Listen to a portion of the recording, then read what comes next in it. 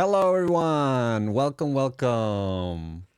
Hello. How are we all today? I hope we're all well. Yeah. You better be, or else. It's a threat.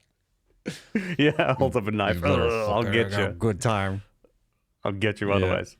Hope you're on. How are you doing, Snutt? You know, I'm doing it for sure. I've had a rough week, which we'll go into during Dev, but Oh boy. yeah. But I'm here now. Hey, same. I'm like, spirits are high. It's just that it's been a very very. I'll talk about it later. It's like been a weird week for me, basically. Yep. Fair enough. How you fair doing? Enough. Also kind of the same. It's been a weird week. A lot of effort have gone into things that didn't really work out, basically. It's a lot of that energy, which kind of sucks. Basically. It do be like that sometimes, though. Yeah. How's everyone in chat? Hope you're all well. Are you guys winning? Oh my god, Clubstill's gonna take the or else. The or else? That's fair. Yeah. What do you mean? We said they better be doing good or else. And they're like, I'll take the or else. I see. Yeah, very good. Blame it on Gamescom. Yeah, we're going to talk a little bit about Gamescom. Fault? Yeah. We are, it's true. Data motion and ghost images? Oh, what's happening? Yeah. It looks fine on my end. Everything's super smooth. I saw it on my end. Oh, really? Yep. Oh, scam. Scam. My scams, boy. My scams, boy. Yeah. Yeah, I don't know. We'll see. We'll see. Yeah. Hopefully it's okay. Yeah. Oh, also, let's see if this works now. Oh, it's happening again on my screen. Oh boy. I don't know. Look at that. I don't know, dog. I got the title working at least. That's something. Oh, you got the title working? Nice. Yeah. That's sick. Mm-hmm. All right. Some things are working. Some things less so. We can never get the full win. No. One day though. Yeah. Maybe one day we would. One day. Yeah. Yeah. It's a little dog who is over encumbering the stream. That's why. Exactly. Exactly. Can't have both open at the same time. That's impossible. Okay. But I hope you're all doing good. I hope you all enjoyed Gamescom. I hope you saw some games that you were like, oh, this is sick. And you're like, hell yeah, I can't wait to play RuneScape 2. The RuneScaping. Return of the RuneScape. RuneScape Revengeance. RuneScape Rising. Oh my god.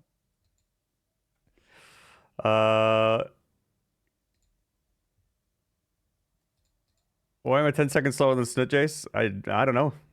No clue. I mean, I usually have a delay. Oh, that's true. I should add a delay on my end so we're in sync.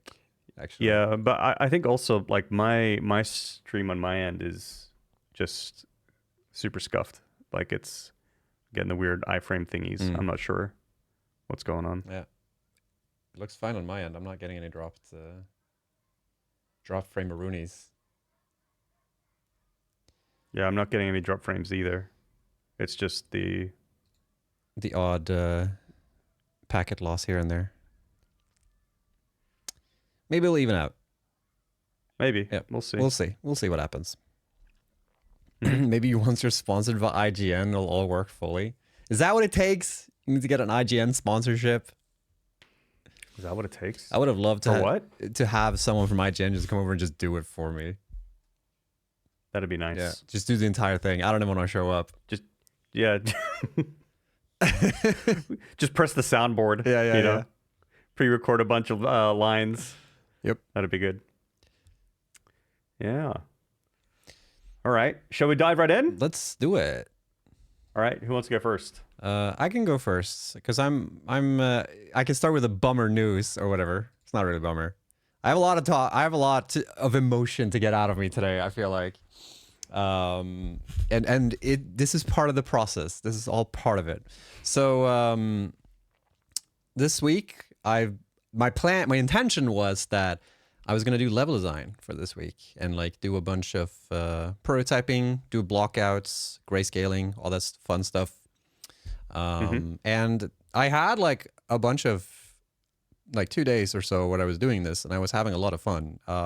There's a lot of really good tools in Unreal Engine now, in Unreal Engine 5 specifically. It's been a while since I prototyped properly like this, but where you can like create models inside the editor.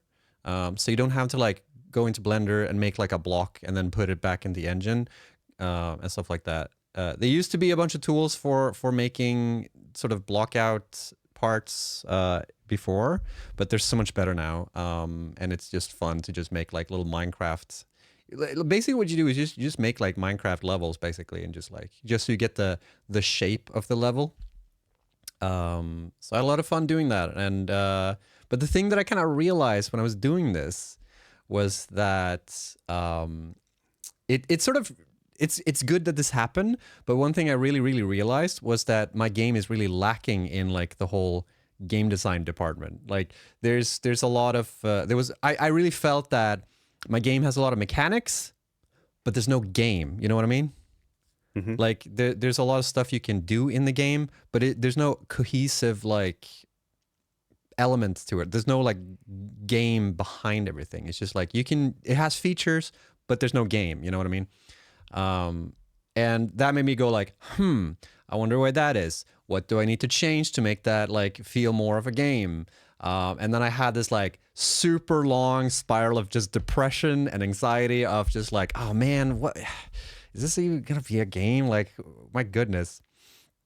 So I've just been like taking a step back. It's like two steps forwards and one step forward and two steps back almost. Where I've just been like looking at the game as a whole, look at the whole picture, and try and figure out like what do I need to change to make it interesting? What do I need to change to make this make sense? And what next steps do I need to take to like get to the point where I feel more comfortable continuing the level design that I was doing, and feel like there is something to it. It's really hard to like build on a game when you feel like there's a core element missing, so to speak. And I don't think there's a lot that's needed for me to like get to that point. It's just that there's a lot of thought process that needs to go into me figuring out like what it is that's lacking and what is it that makes me feel like it feels so empty to a certain degree. So there's been a lot of that. So I've been trying to take a step back, I actually started writing on a game design document with something that I didn't think I was going to do. And I haven't gotten that very far yet, but I kind of reminded myself that it's very necessary sometimes to actually just sit down and write what it is that it is. So, cause like I have like this big sort of mind map of like features and things that I want to implement and like ideas that I have for the game, but they're all over the place, and there's no cohesive like relationship between all the different things that I want to do for the game. There's just like a bunch of ideas. There's no Yeah, it's there's something about the process of writing it down, whether it's in a game design document or just like in a notepad file, right?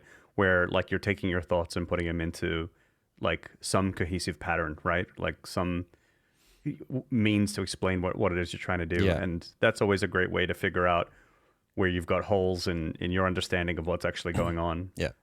Between all those different things. And also I think like I completely agree with like if you don't have like this core thing that your game is that is driving your game there yet, either you don't know it yet or you haven't implemented it yet, it can be really hard to feel where you should go, because your game isn't giving you the feedback that it needs.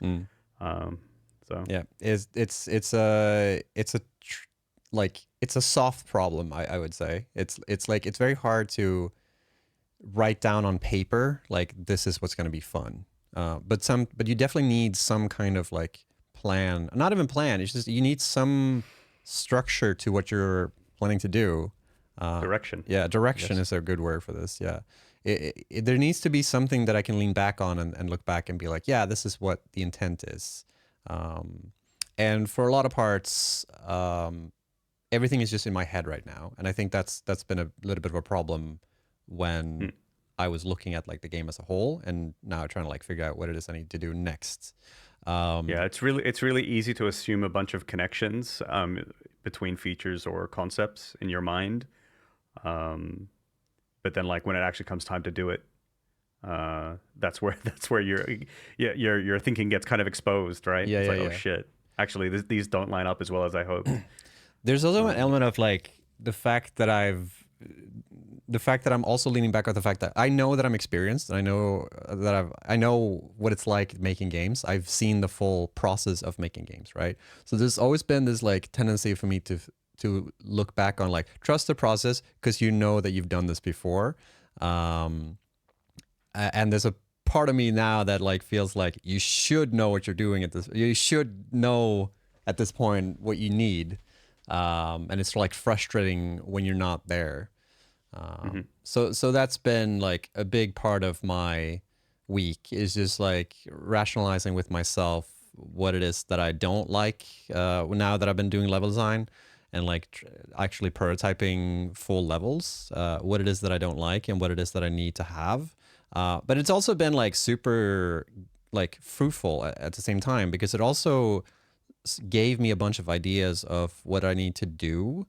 And what it is that is like holding me back. Because a lot of game design comes from you know what you intend to make, and then you're like, okay, but how? Like you know that I want the player to want to go to this place over here, right? And it's like, okay, how do I make the player How do I make the player aware that they need to go there, or how do I make the player aware that they need to go there?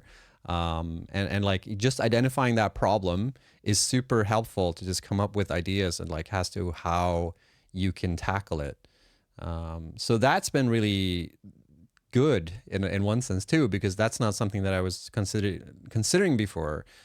I felt like my game loop was in my head all along and like, oh, I just need to implement it. But it's not just about implementing. It's like I actually do need to look at like how it's going to be implemented and what I need and maybe change some of the things that I thought were given when I came up with the idea for my game.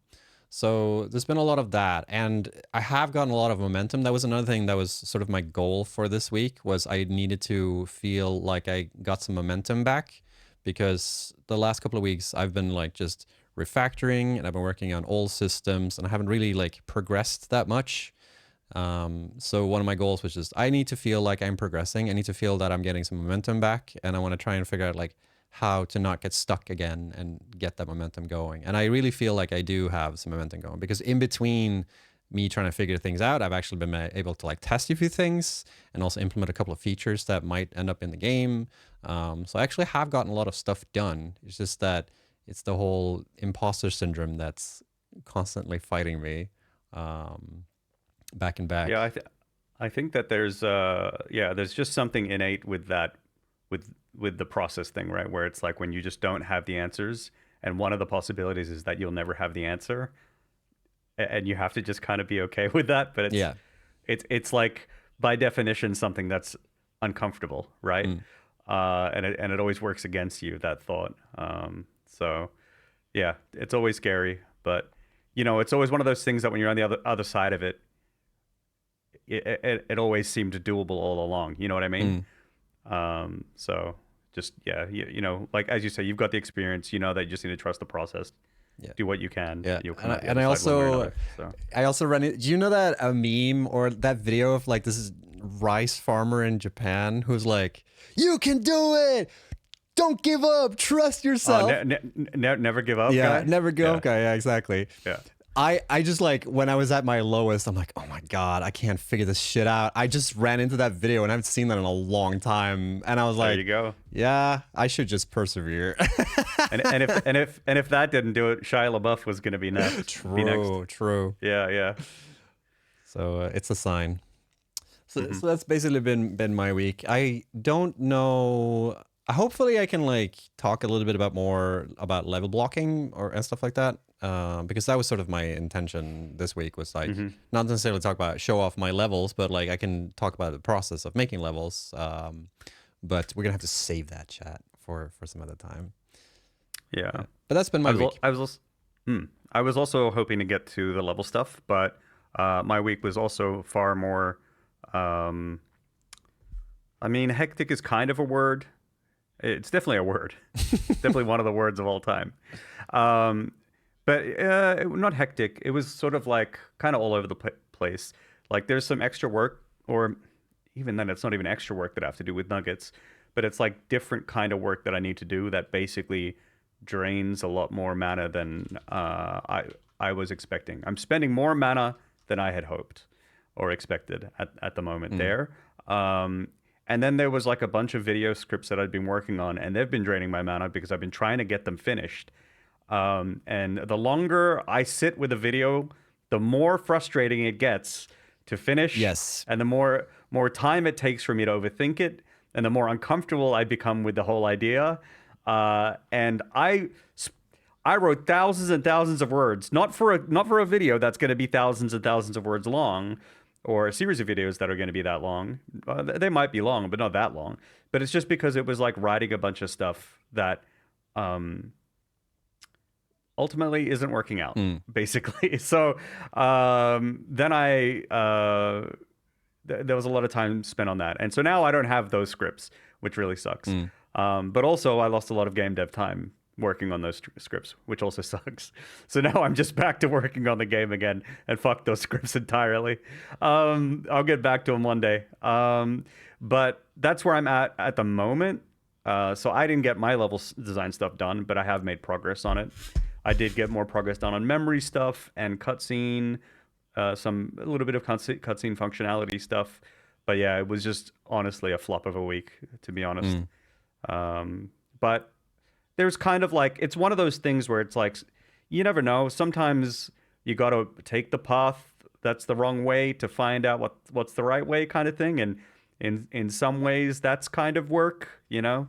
I think we talked about it before. Sometimes going the wrong way is like part of, it's part of the process too. And I don't know. If I'm going to try to be positive about it, I suppose that's how I look at it. The other way I look at it is I'm just frustrated. Yeah. Honestly. Yeah. It's just, so it's been a bit of a lackluster week for me as well. Yeah. But and that's the experience.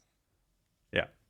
Sometimes. Yeah. Especially since I'm doing so many different things, like I have so many hats for so many different kind of like spaces, right? Like I got my own game, I got Nuggets game, I got their YouTube channel, I got my YouTube channel, I got my stream, it's a lot of things.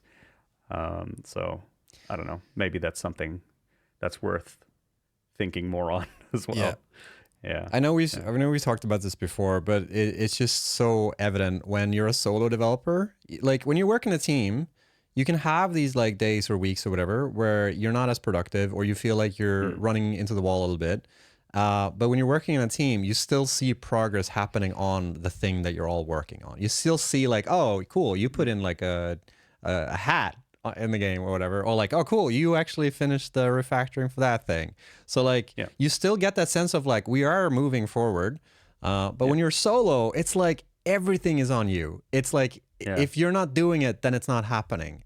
And that shit is so draining sometimes. And that's the thing with like a team as well, right? If like someone's like sick or not doing so well, sometimes other members of the team can pick up a little bit, right? You share that load kind of thing.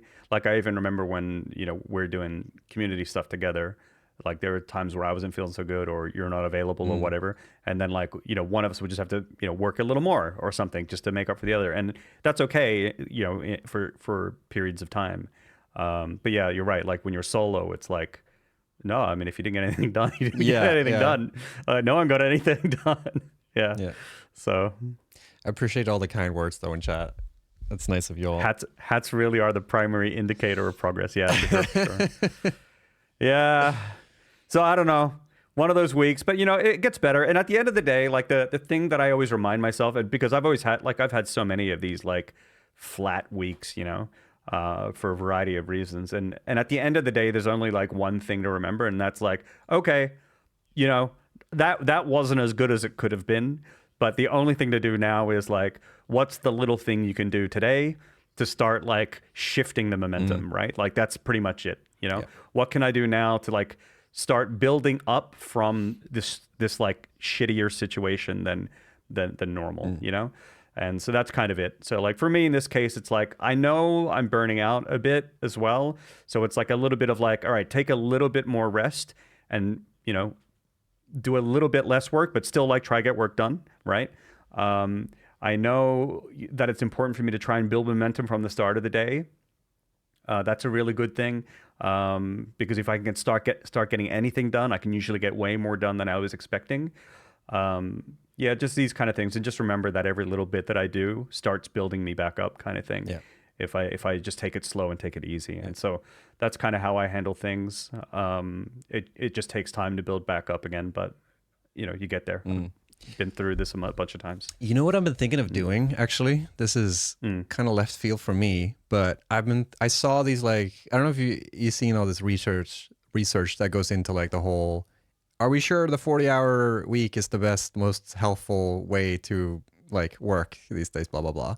Like there's a lot of research that goes into like companies that go down to 90%, and they see like productivity spike, like it goes up. And like, or sorry, not 90%. People going down to like a 4-day work week is the premise, right? Like, can companies go down to a 4-day work week? Blah, blah, blah. And a lot of research shows that like 90% of the companies that do go down to a 4-day work week keep the 4-day work week because they feel like they're just as productive. So one thing that I'm actually thinking of trying is to do a 4-day work week for like a month or so. And see if I actually notice that, like, because the thing with me is that the idea of going down to like 4 days, working 4 days a week sounds very healthy. And I think that's, on paper for like companies, I think it makes sense, but you don't get as much done. That's my general, like, I hypothesis or whatever. It might not be true, actually. It might be that I get more done. I just like, it doesn't feel like it. Because whenever I've had moments where I've needed to work a lot, I get a lot of shit done. Regardless of if I get burned out or not. So I've been thinking of, yeah. I wonder if it's a thing where like, so first of all, if you're not as tired, you might just work more efficiently. Like that's the obvious thing, right? But I think, I wonder if the other thing is, like exactly what you're saying there, that if there's some sense of urgency, you're usually a little bit more focused. Like, oh shit, I don't have that much time to get something done. So like I really need to lock in and get it done, right? Yeah. And if that's more of your energy, but for less of the time, so like in 4 days, like I don't know, like what if that's a thing, right? Like what if you end up getting the same amount done in less time in the end? Yeah. So I'm curious to do to try it now that I don't have any contract work right now. This is like, if I'm gonna experiment with this is like my best shot to do it. I'm also like financially okay right now. So like, yeah, I've been thinking about doing something like that. And that's basically to combat the burnout feeling that I'm constantly having. Is I have such a hard time like taking time off right now. And I same. Yeah. And I talked to a friend of mine who was also doing solo work. And he said, yeah, every 6 weeks I take like 2 or 3 days off, just like on schedule. And have that as my routine, and I thought that also sounded interesting. But I don't know. It's tricky. 4 days, but 9 hours. What is? So it's like 4.5 hours, 4.5 days, basically. Ooh, yeah, that could be also interesting to try. I mean, I work more than 8 hours a day right now. Yeah, I work way more. But for me, I think the issue for me with my work hours right now is just that I don't have a good. I go up and down so much with my routines, because like I don't wake up at, I don't go 9 to 5. Like some days I wake up at 10 and I'm like, fuck, I gotta get work done. And then some days my dog acts out and she's like, we gotta go. And then I have to go on a longer walk with her and shit like that. And then I make up for it in the evening, and then I end up working more than I needed that day. And it's just like the whole. Yeah, if you've got things that like disrupt that routine, it's like really like, how do you even manage that? Yeah, exactly. So, and some days the ADHD kicks in and I'm like, realize that I've been on Twitter for an hour now, or half an hour, and I'm like, shit, I was supposed to. Dude, last night I had the wildest fucking like psyop or whatever. I was on TikTok and I just wait, what? Yeah, and I just couldn't stop. Not that was the wrong word. I was in like a psychosis yesterday. I haven't been there in a long time, where like I was just on my phone and I was just for like 2 hours. I was thinking I gotta stop scrolling, and I just couldn't. Don't stop scrolling. Yeah, Don't do it. It was so weird. It was like at midnight. I was like, I need to go to bed, and then I just kept going, and then I kept going, and I kept going. Or stay awake. Yeah, and then 3 hours later, I actually went to bed, and then I woke up late today because I was up so late. Death by scrolling. This is the fourth one this week. Yeah. That old phone got him. Yeah. It's still put it in the other room or something, or across the room. Yeah, I need to start doing that more. That's the pro strat that I hear. Yeah. Yeah. My phone is my enemy. It just sucks because you need the phone to like log into shit. So like whenever I need what's it called, the two-factor shit, which isn't often, but like it happens, and I'm just like, oh, I gotta get my phone, and then my phone is in the room, and then I'm fucked. So yeah. Oh, nice. Yeah, this is probably one of the wildest state of devs so far. What did you do? Therapy session? Yeah. Pretty much. What's the cook meme? Like, how to bon appetit. Do you know what I'm talking about? What? No, I don't. It's like a British baking show where they're like in a tent and they're cooking, and this the Bake Off. yeah, and there's like one. They're like, tell us about your creation. He's like, well, I had an anxiety attack. I fucked up. Oh yeah. Bon appetit. Yeah, I have seen that actually. Yeah. That's basically the state of it. Yeah. Gonna have to do that if my game ever gets done, and I want to ask what was the process like. Yeah. Had an idea, then a panic attack. Enjoy. Yeah. And now it's on sale. Mm. Yeah. It's a sale. Yeah. You can get my panic attack for 50% off right now on Steam. What a fucking bargain, dude. Yo, what a deal. What a deal. But I mean, you guys are getting the fucking like one-to-one experience here. Like this is it. Like if you're ever It's not even the one-to-one experience. I'm gonna be real. If this is the one-to-one for you, you're in fucking luck, my dude. Well, There are other pits of despair that I reach and have reached over the past couple of years that I'm not going into. But that is part of it. Yeah. It is part of it. Yeah. And you have to battle that somehow. Can I get new DLC of Panic Jace?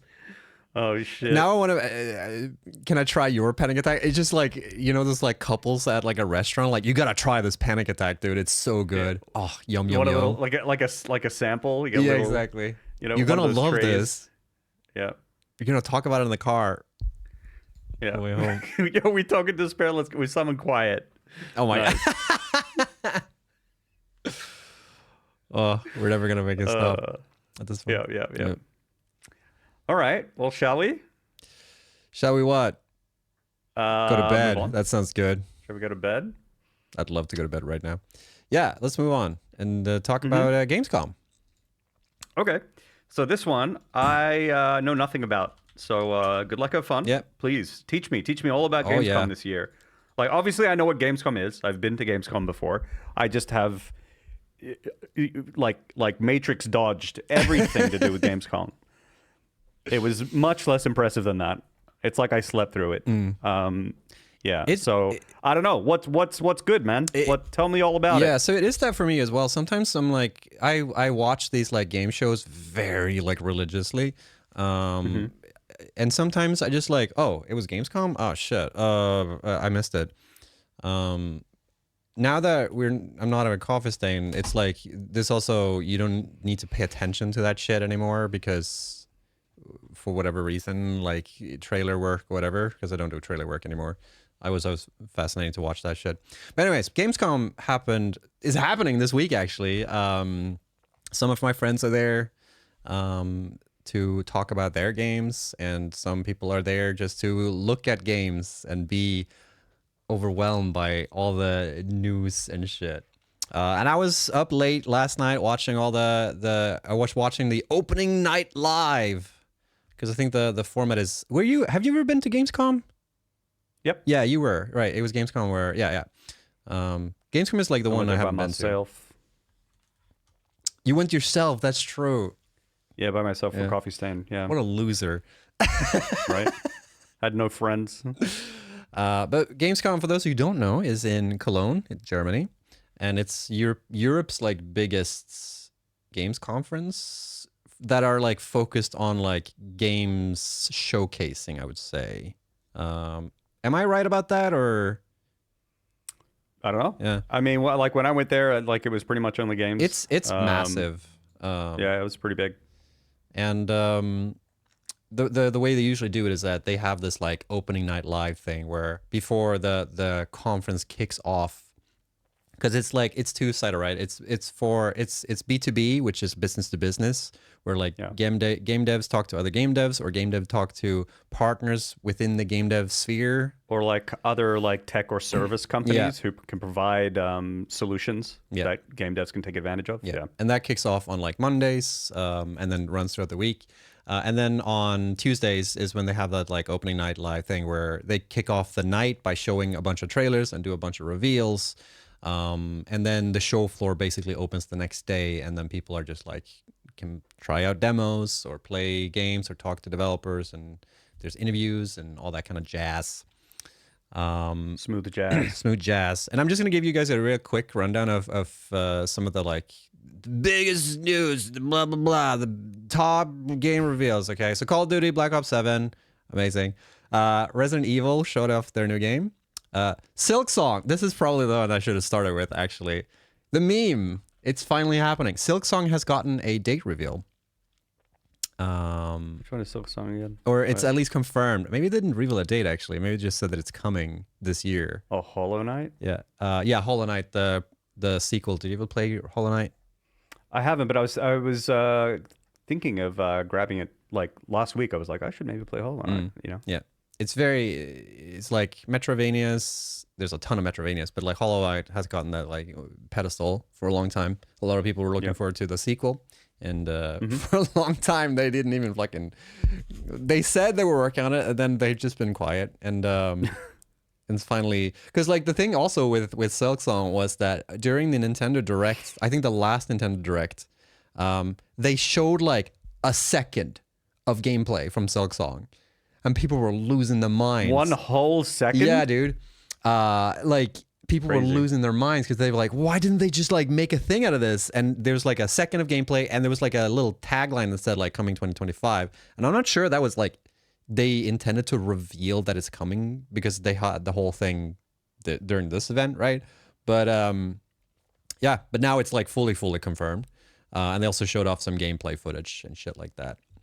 And then there's a new Black Myth game. I cannot pronounce this name. Shankui, which is a sequel to the previous Wukong game, or to Wukong, I guess, the previous Black Myth game. Outer Worlds 2 showed up some stuff. There was Lords of the Fallen 2. Outer Wilds 2? Yeah. Oh, I'm sorry. Outer Worlds 2. Sorry. No, you did say it right. Oh, did I? Oh, okay. I'm just memeing. They memed that, by the way, didn't they? Yeah, they did on their Twitter, right? Yeah. They did actually. Yeah. That was really funny, actually. Yeah, that was like the best tweet of the year, honestly. yeah. It was very good. We also got like Lords of the Fallen 2, Valor Mortis, Sword of Legends, Routine. We showed all like a bunch of Souls likes. There's a lot of horror games this year, I feel like. There's a lot of like horror games, straight up horror games, and it's like games that have like this like sort of horror-esque vibe to it. This is something that I think about whenever I watch these like trailer showcases. Obviously, they don't know what other trailers are going to be there, but there's usually like you can tell like, oh, this was the theme this year. Like this theme was definitely like what's it called? The like Cthulhu-esque, like cosmic horror was definitely like something that was hip this year. Right. That was the thing to make games about for this year, apparently. And there was a bunch of crossovers, like Monster Hunter, Final Fantasy 14 are making a crossover. Cool. The thing that I was wow, that's nice. Yeah, the thing that I was most excited about was that they're making an anime for Sekiro, which is another cool. Yeah, which is like one of my favorite FromSoft games. Like a series or a movie? It's series, I think, but it might be a movie. It might be like a short series slash long movie Oh, or cool. long. Yeah, I don't know. Not much has been revealed other than that it's coming to Crunchyroll, exclusive to Crunchyroll. Gotta get my subscription back, I guess. And Lego Batman, Ghost of Yote, it's sequel to Ghost of Tsushima, showed off a gameplay trailer, which is a game I'm really looking for. So, which is open world, by the way. To go back to our stupid. Oh yeah, to last week's thing. Yeah. But the Ghost of Tsushima did a lot of things right open world, I feel like, because it was a lot of like just traveling in that game, which a lot of people felt was repetitive, because they straight up don't give you, well, there's fast travel, but they straight up just don't give you an incentive to it. But whatever, we already talked about that. Oh yeah, I forgot about this. So they showed up a trailer that everyone thought was Truck Sim, because it was like a cinematic trailer of a trucker, and it's like a competing game for Truck Sim called Road Kings. Road Kings? Yeah. Oh no. Yeah, and it was so funny. Oh man, the truckers are eating good. And the trailer is kind of interesting, actually. The trailer was like portrayed in such a way where it started off as like a, you know, maybe I can showcase it here, where it's like sort of just like, oh, this just looks like a showcase of what a truck simulator game looks like. So you just like showcase like, oh, here I'm walking around and like, oh, I'm gonna get in my car and like truck around and like deliver shit. Let's scroll ahead a little bit. And it's like, oh, he's getting paid like awesome dub right on time, blah, blah, blah. And then it ends with like a fucking tornado and like a go ahead. It's like goes into this like, what the fuck happened here? Where's the tornado? Yeah, so oh shit. cosmic horror again, even in the fucking trucking game. So yeah, I don't know. That I don't know, for some reason that trailer hit me. So those were some of the bigger reveals. There's another game. I'll talk about this later during my recommendations. That's really funny too during the pre-show. But that was those are like, according to the press, those were like the highlights, quote unquote highlights, the biggest drops. Final Fantasy Tactics Remastered. That was that at Gamescom? Oh, I didn't see that. I know it's a thing. Yeah, I know it's a thing. But I didn't. Yeah, I didn't know if they did anything at Gamescom. Shit. No, I didn't see that. There's also like, so here's also, and this is like a little bit of a segue to something I also wanted to talk about when it came to Gamescom, is that Little Nightmares. What's the name of the game? Little Nightmares. Yeah, Little Nightmares. Yeah. There's a third game coming. Oh shit! Yeah, dog. No way. Yes. So it was like sort of. I'm not sure if this was announced for Gamescom, but there was no trailer. And I think the reason for that was just that there wasn't enough time. They got like booped out of the show. And that's just, I guess that's sort of how it is running those shows. I don't know how the production works for that kind of stuff. Obviously these are like major, showcases where like there's a ton of eyes on it, and it's really expensive to be there as well. The way it works at Gamescom is that you, in order for you to have a trailer during the on stage night light thing, so you have to have a booth at the event. So you have to have a booth, and like, you know how it is, like you have to book this shit in advance, right? So I know a lot of developers who book a booth for Gamescom because they have an intention of unveiling their game at Gamescom, and then they get snubbed from the reveal showcase. Oh wow, thingy. really? Yeah, that's happened many times, which is a little bit shitty that they can't have that like foresight to tell you that like, yeah, no, we can't, because you might factor that into the costs, right? Exactly. Like you might be like, all right, we'll do that as long as we also get that thing, right? And I'm not sure if because it's a little bit more involved than that, I think, because there's two ways to get a spot on these like showcases for Gamescom. It's you pay for the slot, and these slots are hella expensive, by the way. Let me pull up the so this is something that I found on the internet, just for the record. Must be true. It must be true. I'm not gonna like, yeah, whatever. Someone leaked, quote unquote, like what pricing they received, and it's gone up this year. So like, if you want to showcase a 30-second trailer, it costs 70,000 euros at Gamescom, for just the pre-show, which is the show before the opening night live. 30 seconds on opening night live costs 140,000 euros. And a full minute is like 205,000 this year. So this, Jesus. yeah, and this has gone up because I think last year it was like half as much. So these like shows are hella expensive. And I'm pretty sure if you pay for a slot, I don't think they can bump you off, because then you know that you're getting a slot. Because they also have these like free slots, which they give based on like editorial preference. Yeah, right. So it's a little bit of a gamble where if you don't want to pay for a full slot, you can still pay for a booth and go to the event and all this stuff, and then potentially have your trailer showcased. Right. Yeah, I know that for like a lot of shows, you can submit your stuff and they can give you a spot. Yeah. For sure. And but that's crazy to pay that much. Yeah. That's just actually insane. And just to put this in perspective, let me see. Summer Games Fest, which is, I would say, the biggest. I think that's the maybe it's Game Awards, actually. I can't remember which one of the two, but one of the Jeff Keighley shows. Where is it? There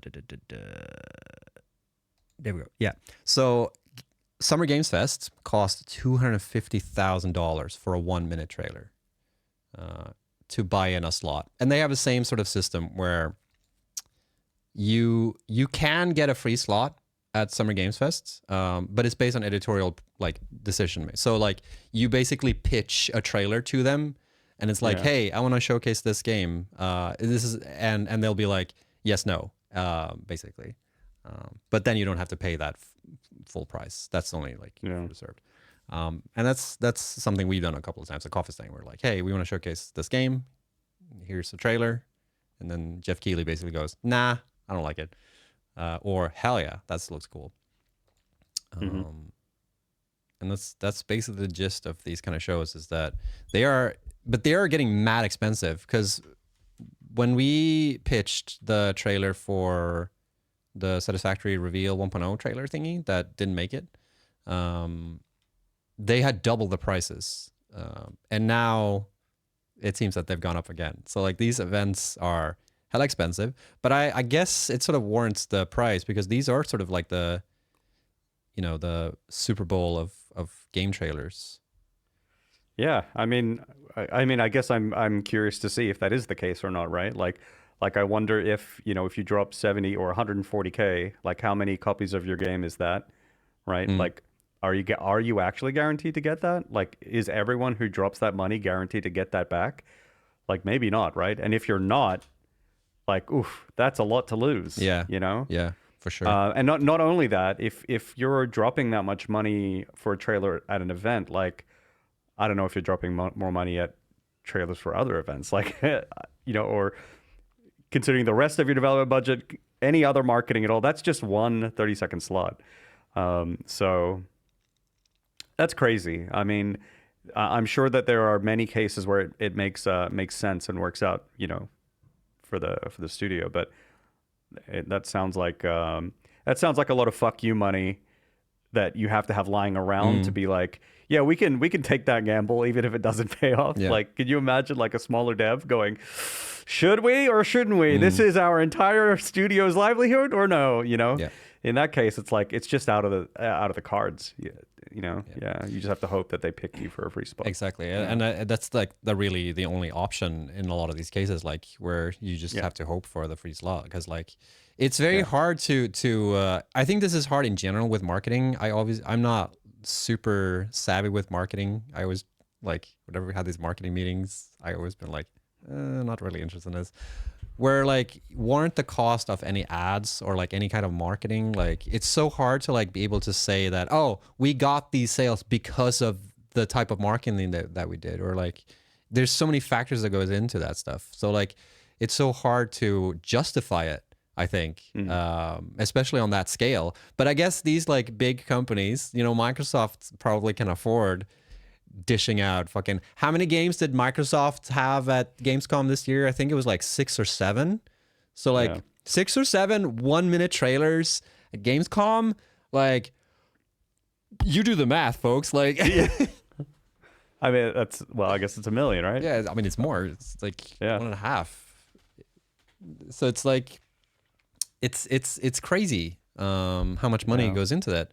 And like, I mean, yeah, you gotta like really warrant that cost, and then you also have to attend the event too. So it's like an additional cost as well for that.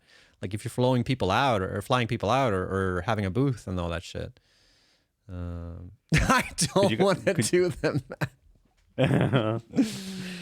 Could you guys answer why the advertising is just so damn expensive? So I'm not entirely sure. Like, of course, the events need to cover their expenses somehow. So there's that portion for sure. But I don't know if that stuff is that expensive in order to cover expenses only. I also think that there's an element, especially when it comes to like advertising and stuff, where it's like if the perceived value, like if there's a perceived value that they can sell for, right? If they go, we can get your game out in front of this many people. Those with some conversion rate would earn you this much money. Therefore, we can charge you this much. Yeah. And that is, in theory, a good deal for you. Like whether or not it costs them that much to do that for you has nothing to do with anything in that regard. It's very much like, what will you get for it, and we're going to take a portion of what you're going to get for it, which is kind of how it's structured. But then sometimes you don't get what you asked for. Like we've seen this before by buying ads on social media, where we put a lot of money into ad campaigns that just didn't convert at all, right? But in theory, they could charge what they charged because in some analysis, we would have seen a return greater than what we would have invested. And it just didn't happen. And then they just took the money and we didn't get shit. Yeah. So like, yeah. It's definitely a part of game dev that I just like don't have the energy to get like fully acquainted with, at least not at that scale. Because it's so hard for me to, I guess this is true for any marketing really, like it's so hard for me to wrap my head around like what something is worth when it comes to just like eyes on something and like retention and you know that those kind of like conversion costs that come with when you're buying an ad campaign or when you're doing any kind of like promotion for something, whether or not like that actually is attributed to your full sales later on. Like you need to, and I'm not even completely convinced that there's anyone who really can do that stuff. Like I'm sure that there are systems out there that can be used to analyze certain things in certain ways. But like if it really is, you know, just like clockwork, and you can just crunch the numbers and you get out what you put in, kind of thing, then like then it's a solved problem. And I just don't think that that's the case when it comes to to marketing. And that might be true because like I just assume that, oh, there probably are ways, because like Google, you know, that's the whole livelihood, right? Google lives on ads. Like ads is the whole thing, and they're living on like just mediating ads for creators. So like they obviously put a lot of effort into, you know, being able to track and do data analysis on this kind of stuff. So I'm just like always assuming that like, oh, somebody surely knows how this works and like surely can do all these. But maybe no one can actually. Like maybe it's all just like well, I don't know. I guess if it's still going, then it's viable, right? But I'm not sure. Yeah. Or is it just the illusion that it's viable? Who knows? But I mean, there's a lot of that in business in general, isn't there? Where there's just like this perceived value that sometimes you can't really like properly say whether or not the perceived value actually matches the real life value of something, right? Well, at least that's how I feel like it is. I'm obviously no business major, but it's just. But that's interesting because like, you know, back when we did community manager, we just didn't want to ever interface with any of that shit ever. No. And it's interesting because a lot of people always say that like, oh, but community management is marketing, and it's like, yeah, No, not really. Yeah. At least not the way I see it. I don't think they're the same. No. I don't think they're the same thing. 'Cause, like, of course, if you have the Venn diagrams, there's an overlap for sure, but I don't think they're the same thing. Yeah. Because like the way To me, the defining difference is like what is your let's see here. What is it? It is like, what is your motivation, right? Is it to grow your brand, or is it to like care for your community? Exactly. Those are the two. You know, you may come to the same conclusion. Making a good trailer is good for the brand and the community, right? Like you might come to that same conclusion, but it's like, what angle are you coming at it from? And I think that that leads to different outcomes depending on which direction you come from. And they solve different problems. Yeah, exactly.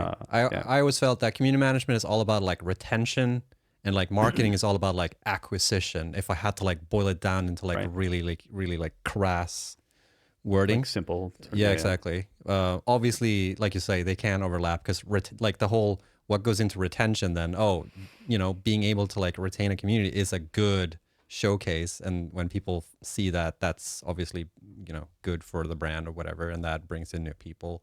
But they need to like find it, and I think that's the whole premise there. Like, it's marketing is all about like making people realize that they want something or that they need something, or building that, like, whatever.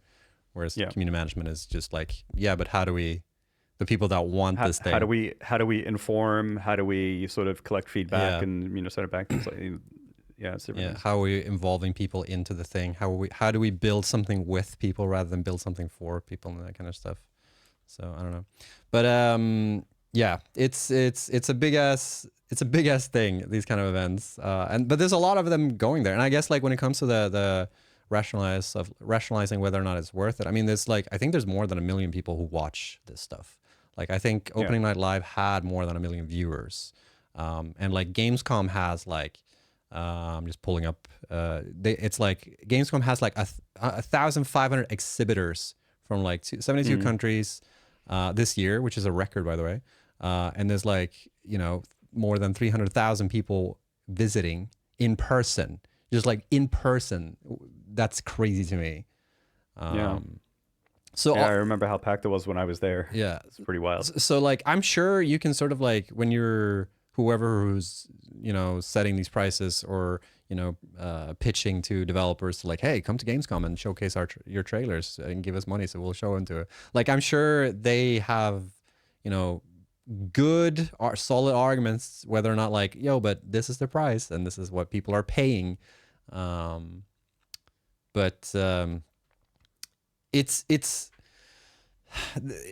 is a bit of a walled garden when it comes to just the pricing aspect of itself, because you're only going to have these like AAA studios who are going to be able to showcase these trailers, and you're only going to get one type of trailer. You're going to have the type of quality and the type of like trailers that you showcase. Because this is the general vibe that I got when I was watching all these trailers, is that you become a little bit numb, because all trailers are trying to like steal your attention and like trying to like stand out and be the biggest, baddest trailer, and eventually just like normalize that, and you just like, I felt like I'd seen the same trailer over and over again after a while. Right. Because like when I get that vibe sometimes from big trailer nights. Yeah, that kind of just blend together. Because like because Cult of the Lamb had a patch or an update, and they had a trailer which was just like animated, which they usually do. They just have like an animated trailer. That was such a fucking breath of fresh air to just see a 2D game all of a sudden. There's one 2D game out of millions of these like crazy fucking Call of Duty upside down. He's in his mind shooting crazy pills with his gun upside down. Oh, it's crazy. The mirror dimension. So but even for like, because like as a small time dev, because I saw a lot of people asking me like, when are you going to showcase your game at Gamescom? I'm like, I don't know how I can possibly warrant that like costs. Like if we disregard just the trailer stuff, like just being there with a booth, I'm not sure how like worth it is to do that stuff anymore. Yeah, I don't know either. Like the only thing I can think of is attending Gamescom and letting people know that I'm going to be there, and then like have meetings with people or meet up with like community people or something like that. Like that's, to me, like that's probably the extent, right? Because then it's the cost of flights and accommodation, and you get some engagement in some fashion. That way, you might get to meet new people if you bring like some, I don't know, cards or something like that you can give out, stickers or something like that. That's one way to kind of do it, and that's going to be 1% of what a trailer would be. Yeah. But it is what you said before. It's like, how many sales do we need to, like, if we go to Gamescom, how many games do we need to sell? Are we going to sell more games because we go to Gamescom? Yeah. But then, it's a no-brainer that if you're a small dev, you want to try submit something, I suppose, for the free thing. Like, I think only if making a trailer also makes sense for you too, right? Like, because if you're not at a point where it makes sense for you to dedicate so much time and resources to doing that, then you might as well just keep working on your game. But yeah. Mason is taking psychic damage from this as someone who works in marketing. I'm so sorry, everyone. Sorry, Mason. Yeah. Even people who work in marketing don't like marketing. What are you going to do? But it is something I've been thinking about. Like, if whenever I announce whatever I'm working on or whatever, like, how would I want to do that? Would I want to, like, take a loan to be able to showcase my trailer at an event? Like, or, like, am I fine with just, here's a YouTube video? Like, it's, I don't know. Don't know if I'll ever have an answer to that question. I know the answer for me. I'm not spending that much money on an ad spot. That's absolutely not the case. Ain't no way. But I also don't really mind if not a lot of people stumble upon my game or not. So I can deal with it either way. I'll make my video, hang out with my community, and if the game comes along and they stumble upon it, I hope they have a good time. Yeah. That's pretty much it. Yeah. But what was your experience when you were at Gamescom? Because we've been to TwitchCon a couple of times. That was the only event that I ever went to working at Coffee Stain. Like, we went to TwitchCon, and that's like specifically focused on Twitch, because like we had this relationship with content creators. So it made a lot of sense for me for us to go to TwitchCon versus going to like any other kind of event. But what was your experience at Gamescom specifically compared to like how it was at TwitchCon?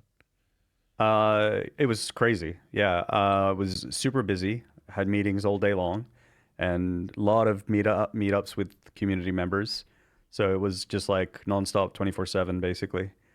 Well, I slept, but it was very, very, very busy. It was hard to keep track of everything, but it was very fun. But you were just walking around, right? You didn't have like, I don't think Coffee Stain had a booth there. No, I didn't have a booth. Yeah. I met up with the folks from the Cycle, Jaeger, the Jaeger folks. I met up with them at their booth and hung out with them a little bit, and then also just walked around a bunch and just met up with other people and checked out different games and things like that. Yeah. Good times. So that was pretty much it. Did you go to opening night? I don't think I did. I think it was like hella packed or something. I can't remember. It was so long ago. But I do remember that I went to like the business part as well, which was interesting. Yeah.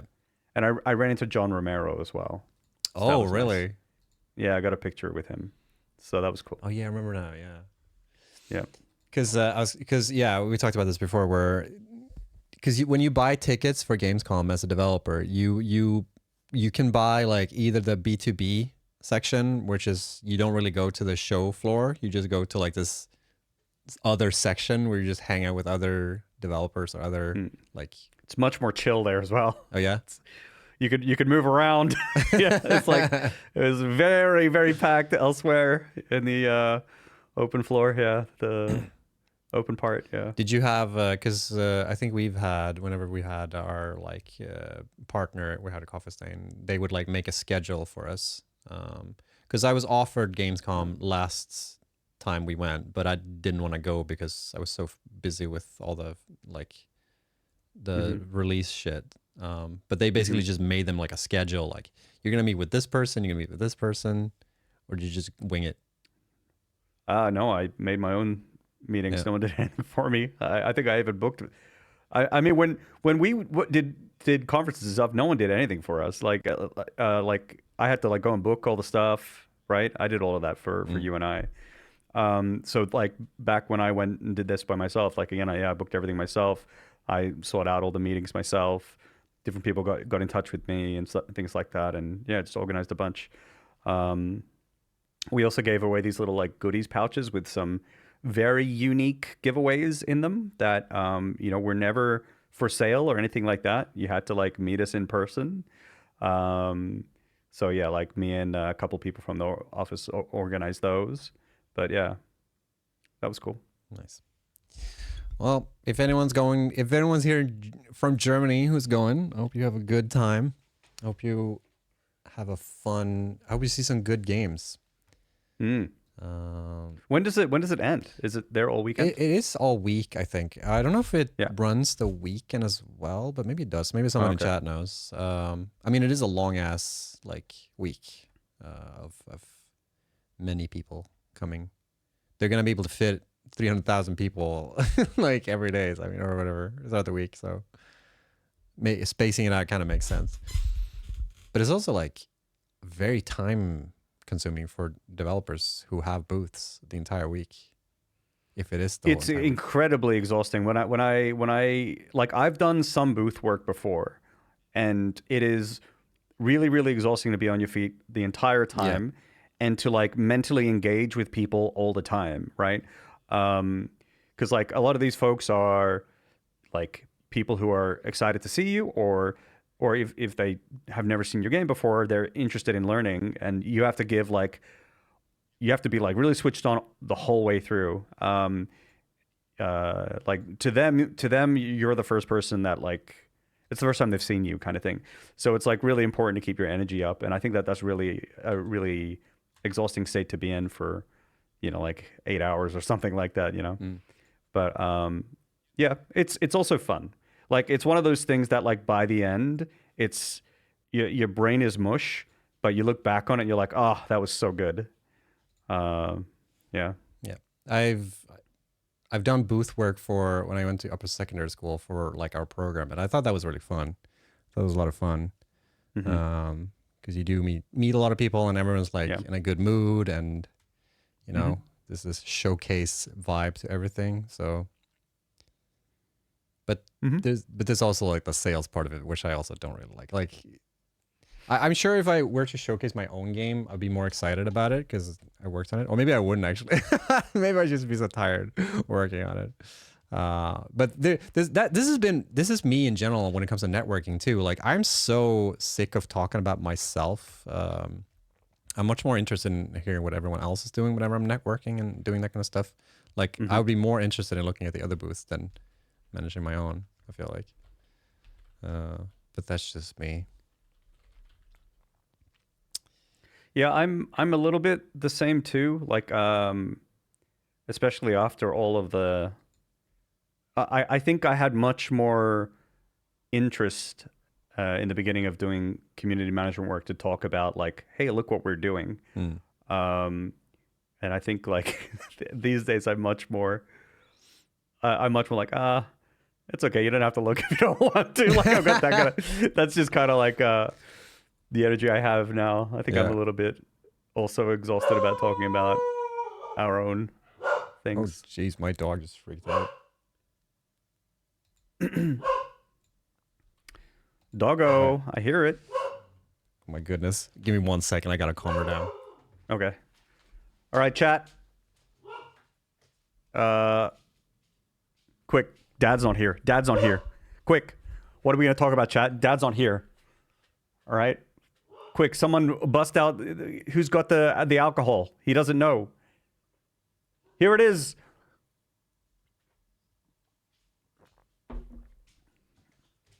Jace is the boss. That's right. This is my territory now. You're in my house. Oh shit, he's here. I was expecting to see like the title had changed and be like Jace stream time. Something like that. I could have done that, I guess. Yeah, you could have. Turn off the motion blur. No, gotta keep it on, bro. All right, were you anyone in chat excited for something specific from Gamescom? Can't wait for Resident Evil. Am I right? They were like, Resident Evil said like, we're gonna have a gameplay reveal, and it was the lamest fucking gameplay reveal ever. And then I saw they dropped another video from people playing on the show floor, and it looked really dope. And I don't understand, why didn't they just show that during the? What a waste of $250,000. Damn. Just tell us about your golf minigames. True. Wait, you leaked that shit? I can't believe you, man. Oh, look for Power Wash release Kingdom date. Hearts 4? Wait, was that a thing? Is that actually a thing? Wait, was it? I don't know. I think Pito's kidding. He's got to be. I didn't see that. No, I can't be. No way. No way. Is it? Ain't no way. I didn't even know there was a Kingdom Hearts 4. You know what? When I found out I think they didn't have Danny DeVito in Kingdom Hearts 3, right? That's where I drew the line. That would have been so funny. They had Matt Berry in the Batman game, actually. Oh wow. Yeah, he played Bane, which was really funny. I feel like that could work really well, yeah. Yeah. Yeah, no Kingdom Hearts 4 news. Aw, sad. Damn. Wait, we got Silksong at least. Silent Hill. Yeah, actually I did see that there was Silent Hill. Yeah, Silent F. F's in the chat for Silent Hill. F's in the chat. I didn't think about that until now. Danny DeVito Easter egg. It wasn't a new Final Fantasy. It was just they were doing a collab with Monster Hunter. Yoshi P was there. Oh, nice. Yeah, gotta love Yoshi P.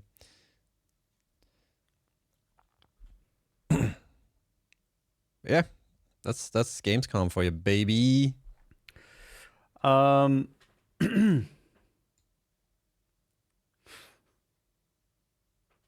You sounded like you were about to say something. Sorry, it's my asthma. It's kicking in, you know? What can I do? Rip Jace. F's in chat for Jace, I guess. Yeah.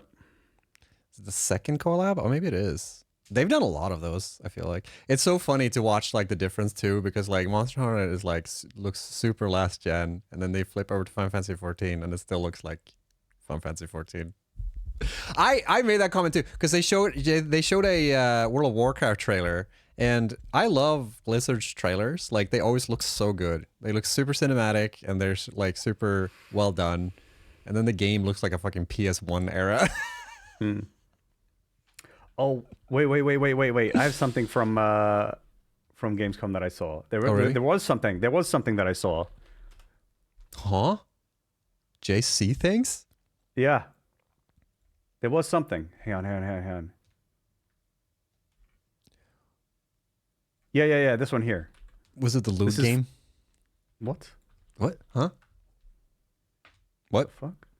There was a trailer where the trailer like ended on like, it was like anime style, and the trailer straight up ended up with like a bunch of characters running, and it was just straight up an upskirt shot in the final like slow down shot. I'm not kidding. Jesus. That was like, what the shit? All right, hang on a second. Let me just I'm switching presenting this one, I think. Was that right?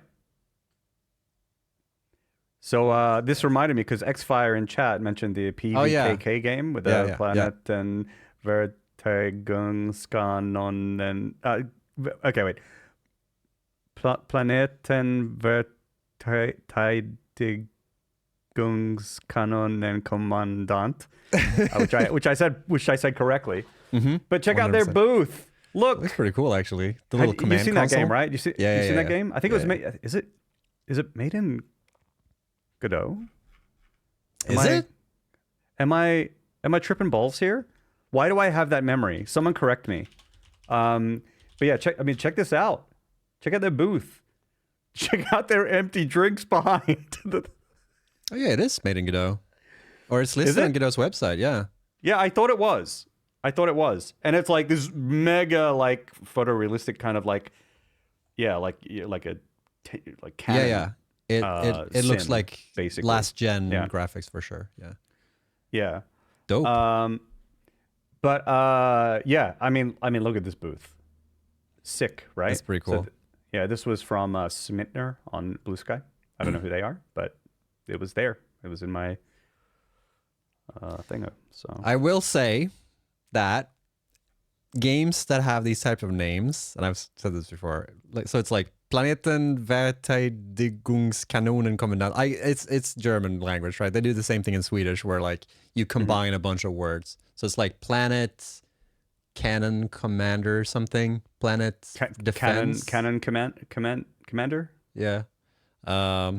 They always like regret change like having long names. I don't think I've met a single dev Planet which Defense. did this. Planet Defense, yeah. A lot of game developers that do these like goof names, they always regret them because it's like impossible to Google and like. But look it's it just up. PVKK. It's not so hard. Yeah, true. I think they've added that now. That was not. I remember the first trailer I saw for this. They didn't have PVKK then. Yeah. So, But I don't know. It might be good for them because everyone. It might be a good thing because everyone's like, it's that game with the insanely long name. You know, Yeah. I mean, it's memorable. You might not remember the name, but you'll remember that there is a canon game with a really long name. That's the thing. It's like I definitely remember the game because the game stands out more than like the name, or The game is sick. Yeah, Yeah, yeah. the Like game looks sick. yeah, the actual. I've seen some video of it. Looks really great. very interesting. Wait, Swedish don't glue words together and call it. They do. They do. Just, Yeah. It's just not as bad as German. I think. No, I think the longest Swedish word is like 28 letters. Is that really the longest? I feel like I've seen longer than that.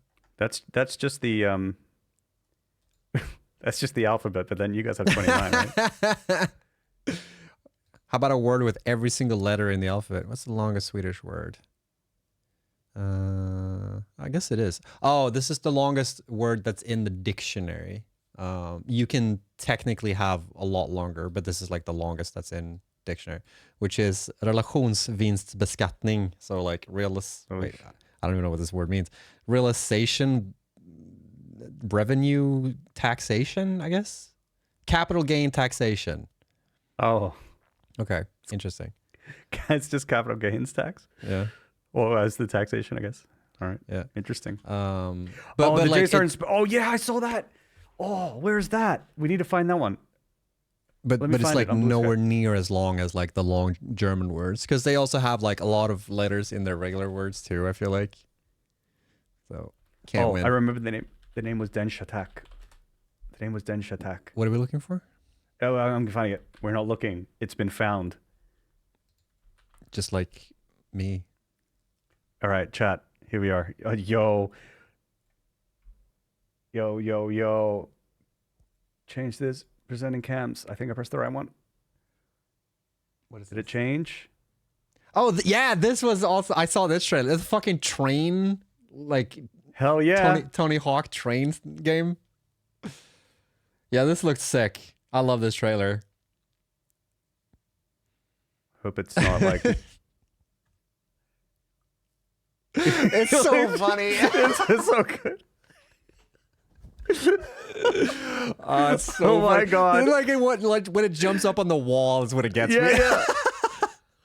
Does a 360 shove over the bridge while riding Yeah. a Ferris wheel. I mean, what is this game? Oh, so funny. Yeah, rip that Ferris wheel, dude. Also, have you ever heard of Densha Dadi? No. Okay, let me find that one. Is that one on Steam? Everything's on Steam. Maybe Trainee it's not, Hawks, though. that's pretty good. Subway Surfers, but you're the subway. That's a really good pitch, Oh. actually. Oh yeah, and it turns find into this mecha as well at the end. Yeah, it's kind of crazy. It's all right. It's okay. It's fine. Imagine working on that game and like having your grandma ask you like, so what do you do again? You I'm unemployed, Grandma. Yeah, No, this looks sick. Oh, I mean, Yeah. the art style looks amazing, and I want to play the shit out of this game. So, yeah. Wait, this is barely more ridiculous than the skateboarding mail delivery game you played. What the? The Tanuki game, yeah, that was Oh, true. really? It was BMX. Wasn't skateboarding. Yeah, it was. It was. The raccoon was riding a bike. Mm. Yeah. You know, this also like, what the fuck? Or you changed the title. Who did that? So one thing that I also was that kind of came to mind when I was thinking about like Gamescom, is that I think a lot of trailers that like really stand out tend to like, and this is something I also think about when I see on socials, where like there's a lot of like stuff you see online that like, oh, this looks sick, like this train game, for instance. That trailer obviously stands out, but I wonder how many like actually play the game and just like, I'm gonna play the game. yeah. I mean, I Yeah. know I will, but I wonder like, I'm gonna stream it. oh, it's pretty good content game. Yeah, I think so. Yeah. So. But I wonder if like there's games where the idea of the game is like more accessible than the actual game itself. You know what I mean? Sure. Yeah. That happens. Because like I wonder if you make a trailer like that on Gamescom, and people will like, oh, that was the best trailer, but then like nobody plays the game. Yeah. No, I think so obviously I haven't played the game, so I have no idea. I think it might be a good game, but like what the thoughts that I had in my head was, first of all, immediately this is a really eye-catching trailer, right? And like I think it would probably lure anyone in, and it will get your attention, and it will stand out from anything else. So really cool on that front. The gameplay on its surface looks really fun. But the thing that I find interesting is like you're ultimately a train on rails, it seems. So you can't really go places and do stuff. It feels like you're just on rails. So I'm curious, like, where does the variation come in the game? Is what kind of challenge is there in the game? Like what do they do exactly from that point on? And so I don't know. I'm sure that they've probably got it figured out. So I'm curious to try it out. I think it might be good, but like I could also potentially see like maybe this is an idea that's just like more fun for a few minutes than it is for like to sit there and like really work at or something. But I could be wrong. Like I think I'm wrong. I'm trainee hawks. Oh my god. Because Squirrel with a gun kind of is a good example of something similar. Wait, what the fuck? What? What happened? Whatever the title. Hello? What? No? What do you mean? Hey, yo. Nothing happened. Just hide that real quick. Nothing happened. What do you mean? I thought your neighbor did something. You're looking up in your ceiling. It's like, yeah, they must have done it. I'm gonna leave a little letter for them on their door. A passive aggressive note, the thing that Sweden are most known for. And then I'll come home and punch my pillows. Yeah, we don't have conflicts, but we do leave passive aggressive notes in the hallway. That's what we do in Sweden. And we just scrunch up our fists into our pockets. Yes, that'll show them. I wish that phrase was like more known, because it doesn't make any sense when you say like, it's like all Swedish idioms or Swedish phrases. It's like it doesn't make any sense, but I really like that concept. But yeah, Squirrel with a Gun kind of reminds me of that, if I'm going to be brutally honest, because I did play that game, and it's like, it's a really funny concept, but there's not a whole lot of game in there. But I think they did okay anyways, so that's fine. You know, those kind of games need to exist too, like the meme games. Like not every game has to be a 10 out of 10. Like I cried.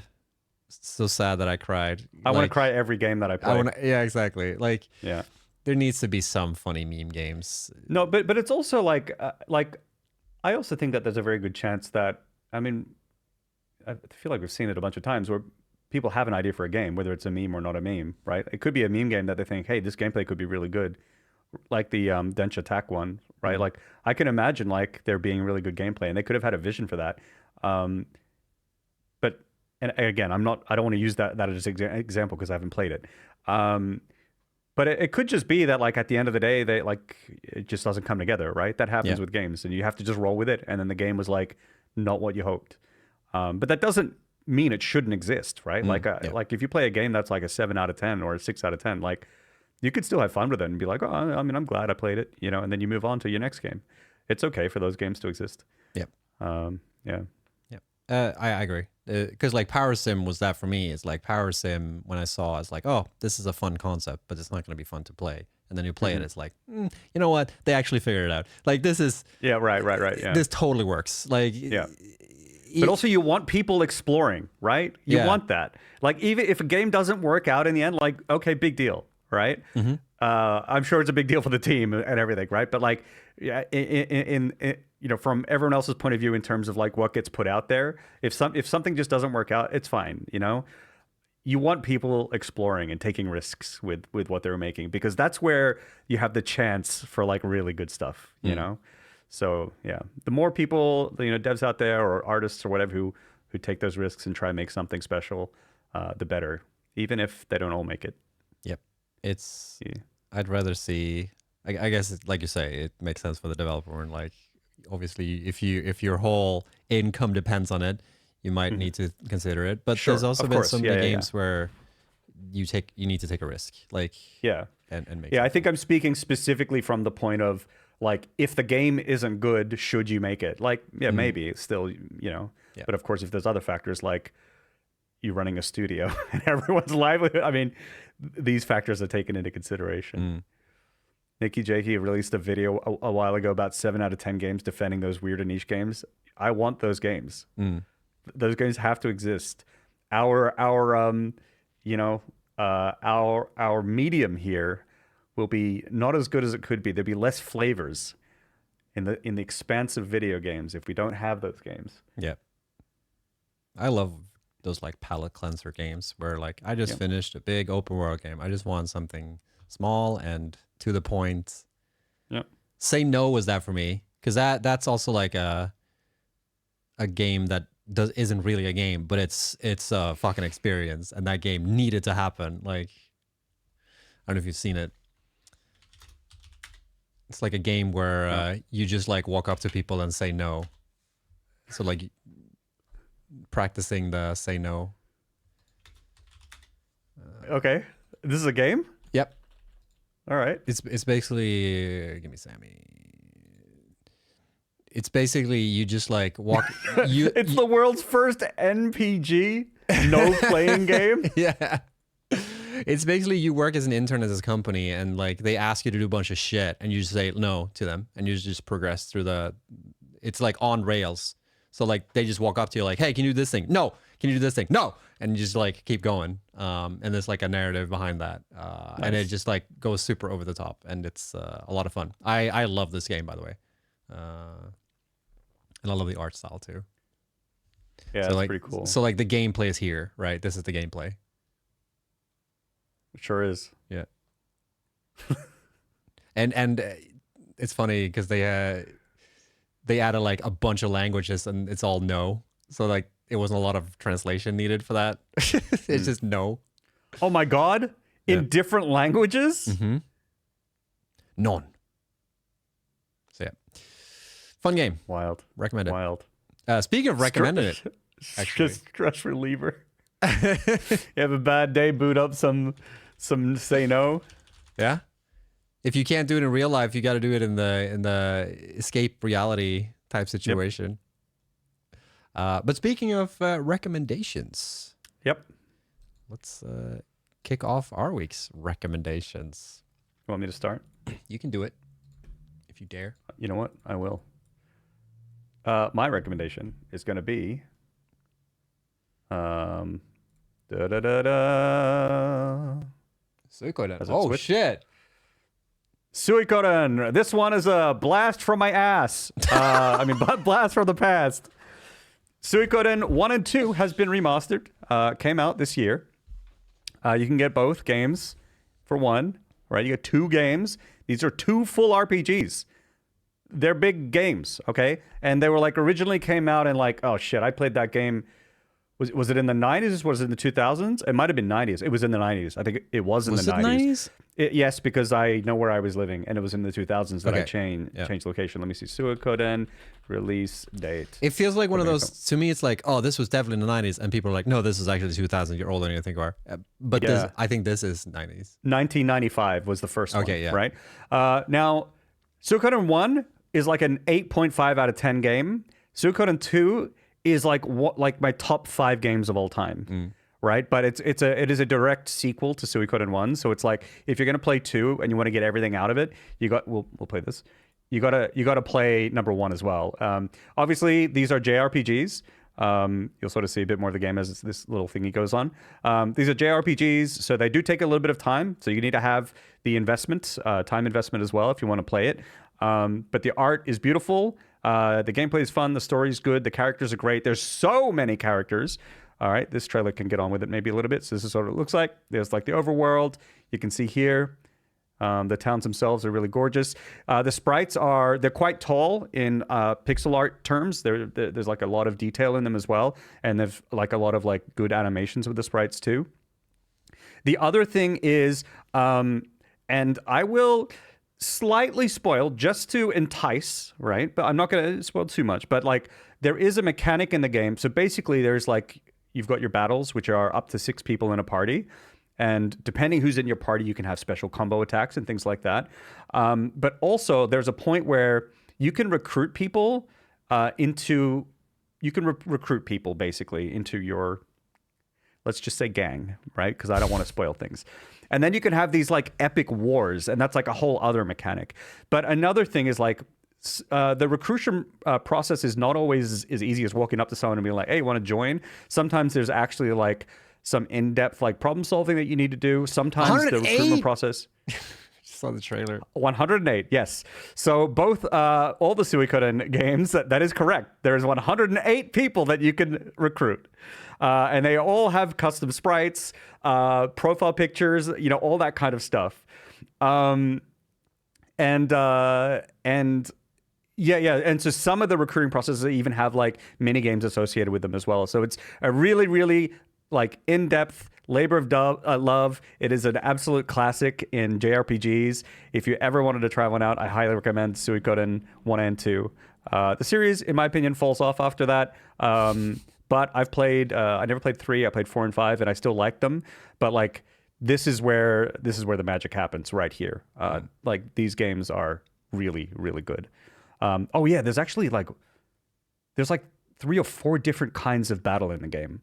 So, yeah, interesting. Check it out. Good stuff. And it's on Steam. It's on Steam. Yeah. How long is the playtime? I think it is quite long. I'll do a check. Suikoden 1, how long to beat? My guess is 40, 50 hours.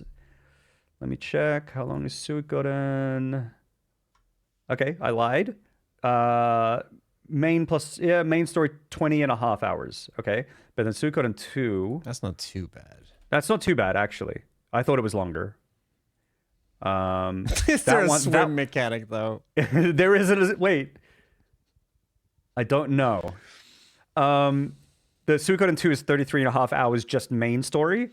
But main and sides is 43 hours and completionist is like 51 hours.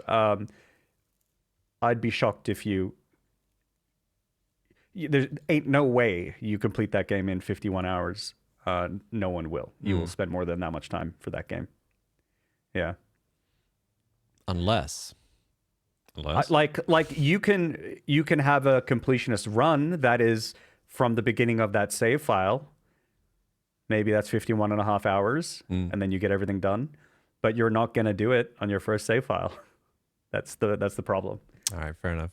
Yeah. So, but very cool games. So yeah. I'll switch back to us. Cool.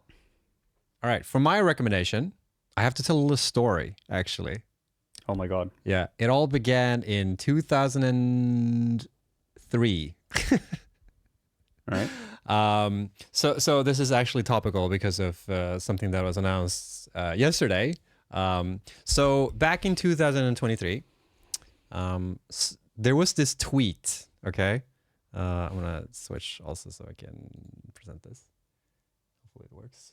why does it keep like whenever I switch, it keeps showing like the last frame for a second. Yeah, I noticed. So with that, but anyways, there was this tweet from a podcast called the Min Max Show, where they were interviewing someone from Atari, where they were talking about Bubsy, this like I love Bubsy. Yeah, the old 3D, it's a 2D game that they made a 3D game that kind of wasn't that good and kind of like people were memeing about it.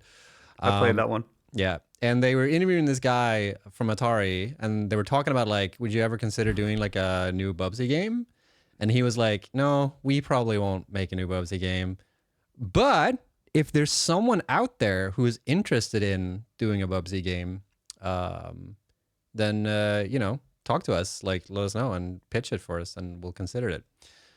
So this tweet happened, and let's see if I can find the. Oh my god, there's gonna be a whole bunch of pitches, right?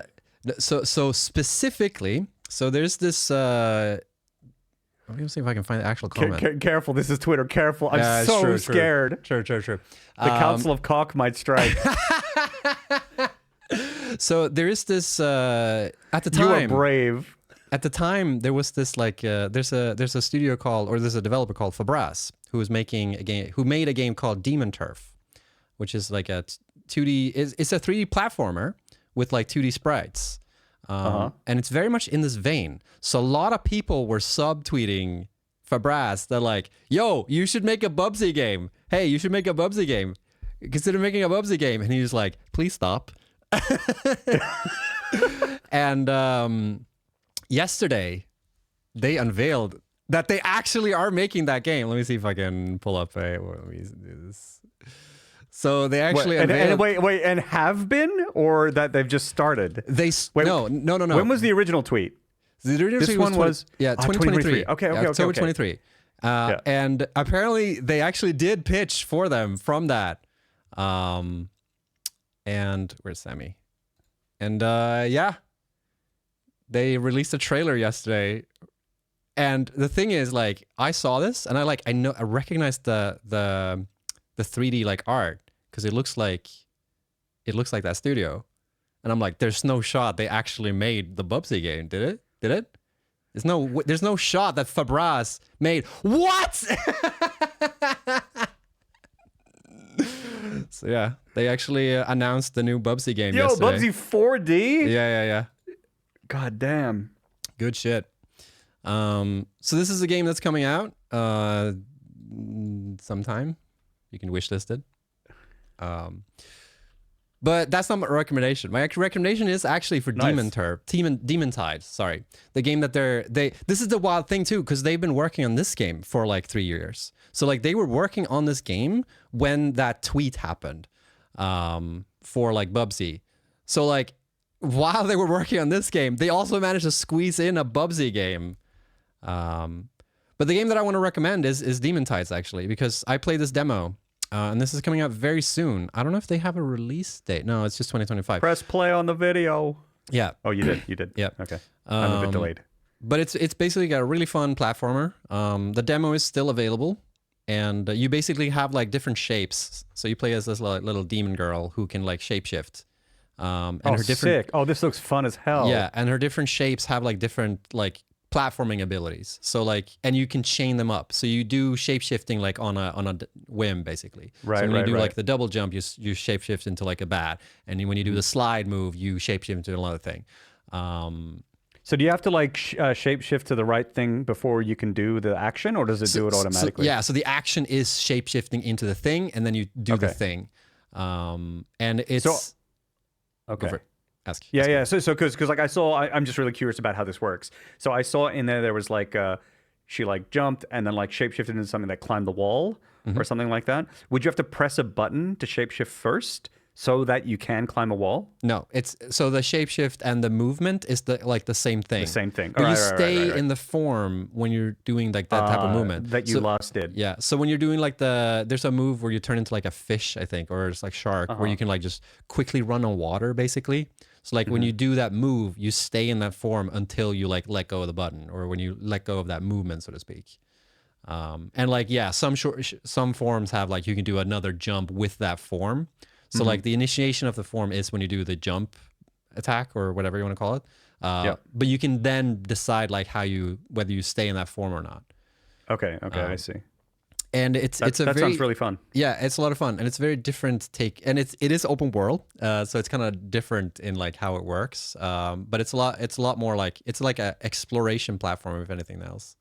It does have these like linear segments too, where like when you go to an island, you do area, then you have to work through it. Yeah. But it's a lot of fun. It seems like there are these like linear segments that feel maybe it would. I'm like the game that comes to mind is Ratchet and Clank almost. You know. Where there's all sorts of like traversal mechanics and things like that. But the fun part of this game really is the fact that you have so many possibilities to do chains of movements, and there's no like a lot of the jumping platforming is a lot of the platforming doesn't have like a given solution. Like there's many different ways to like reach the platform in this game. It's sort of up to you and like how you chain things together and like how you want to like progress and traverse. Nice. So yeah, they've been working on this game for a long time, and it's coming out very, very soon. Wishlisted, but the demo is available now, and it's a quite hefty demo. It's like the first full era. What'd you call me? Nothing. So yeah, Demon Tides and Demon Turf by the same extension. Their previous game. This one, right? That was the bundle. Which is basically the same thing, but it's, instead of a 3D character, it's a 2D character. But it's basically the same movements. And this is available now. So, highly recommend it. Ooh.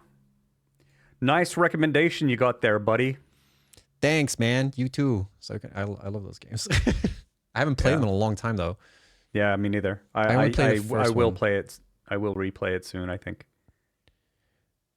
Do you remember when someone sent us a briefcase full of like PlayStation 1 games to Coffee Stain? No explanation, no like tag or anything. It was just got a random briefcase with a bunch of PS1 games. No. You don't remember that? No. So weird. Was I there? Yeah, you were. Oh. Well, maybe you weren't there when the briefcase showed up, but like... Briefcase? I feel like I remember a briefcase. Yeah, it was a briefcase full of like PlayStation 1 games. I think someone dropped them off because it wasn't through the mail or anything like that. That's sus as fuck. Yeah, right? Because we were joking like, oh, what if this is Anthrax or something? But like genuinely people were like, why are we getting this? This is so strange. Yeah, good joke. Like, yeah. I don't know, it sounds like a dream, man. It could be. Yeah, maybe. Yeah. Yeah, it's creepy. Should we do some of the chat on chat action? Oh yeah. A little bit of chat on chat, yeah. A little bit of chat on chat. I'm way ahead of you, bud. Oh. So fast. I am. I gotta practice. My boomer arms are too slow. My boomer arms. Yeah. I got boomer arms, but I got zoomer hands. Zoomer fingers. I got zoomer. Yo, have you seen that short of that dad going to the drive-thru with his daughters, and he uses nothing but like zoomer lingo? No. And it's like, oh, I'm just feeling a bit skibbity today, like. Whatever. It's just like, and his daughters are just like, stop. Like they're like freaking out. Like this is like the cringe was. He nearly murdered them both with cringe. Like it was really funny. That's pretty it's really funny.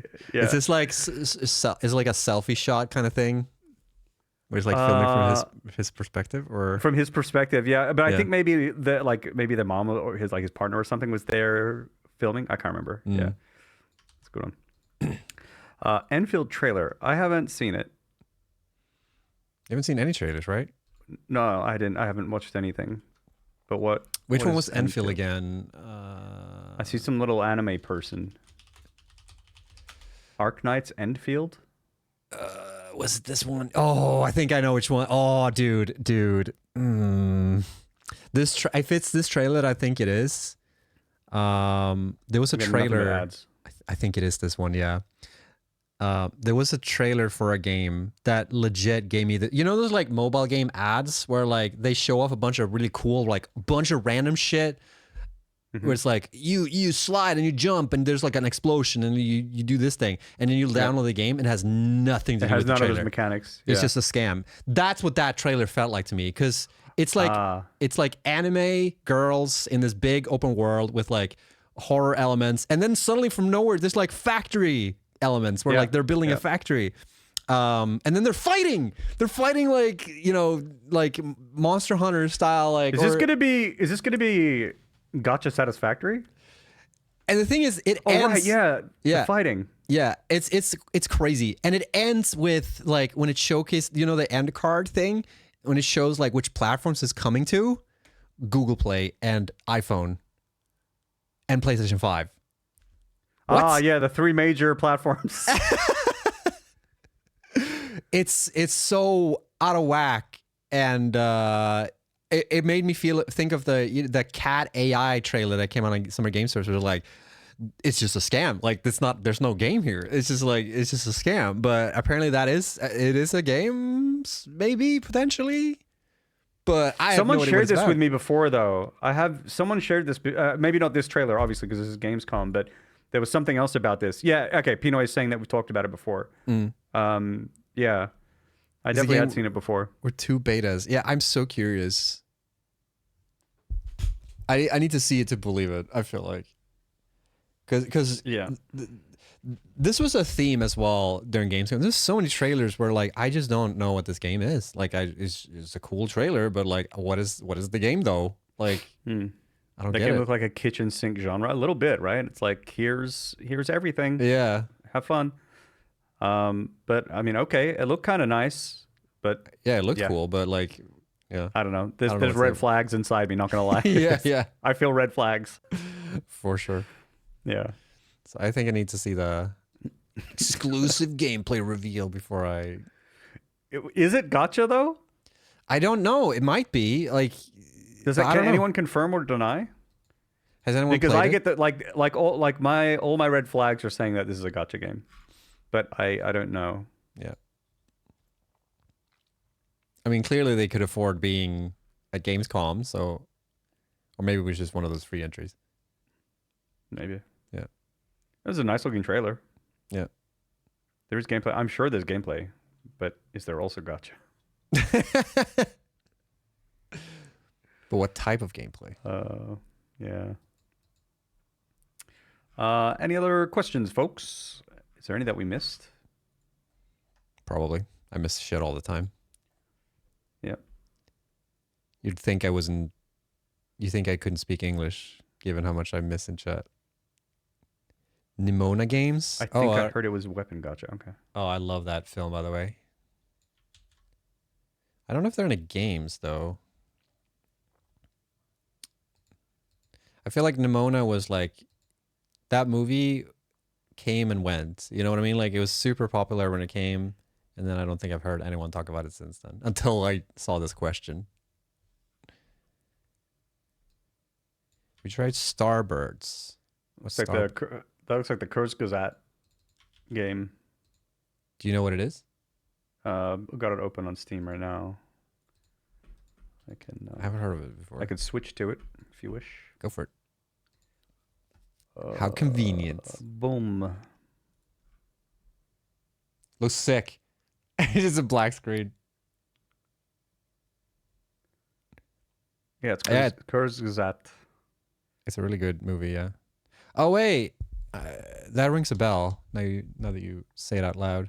Wait, is it? Are you showing anything, or is it just like a black screen? Oh, I fucked up. Yeah. My bad. Sorry, one second. There's a visual novel. Yeah, Nimona is based on a visual novel. Oh, yeah, it's this thing. Yep. Oh, man, I want to do the guy's impression. Wait. Yeah, I thought it was so strange that they didn't use that guy's voice in the trailer. It's someone else's voice. I can do it now. Okay. Howdy, partner. Howdy, partner. My name's Jace, and I work at Kurzgesagt. Check out Starbirds. Dude, you should be the guy doing Kurzgesagt. But is this out? It's a demo. Plan release date 2025. A lot of games are coming out 2025. It's true. What a year. What a year! As always, 100% on point. You know it. Yep. It's pretty cool. I was wondering, is there a reason why Snutt's category is talk shows and podcasts, but Jace is on just chatting? It's Experimentation. not discussing beforehand. No, I tried that this time.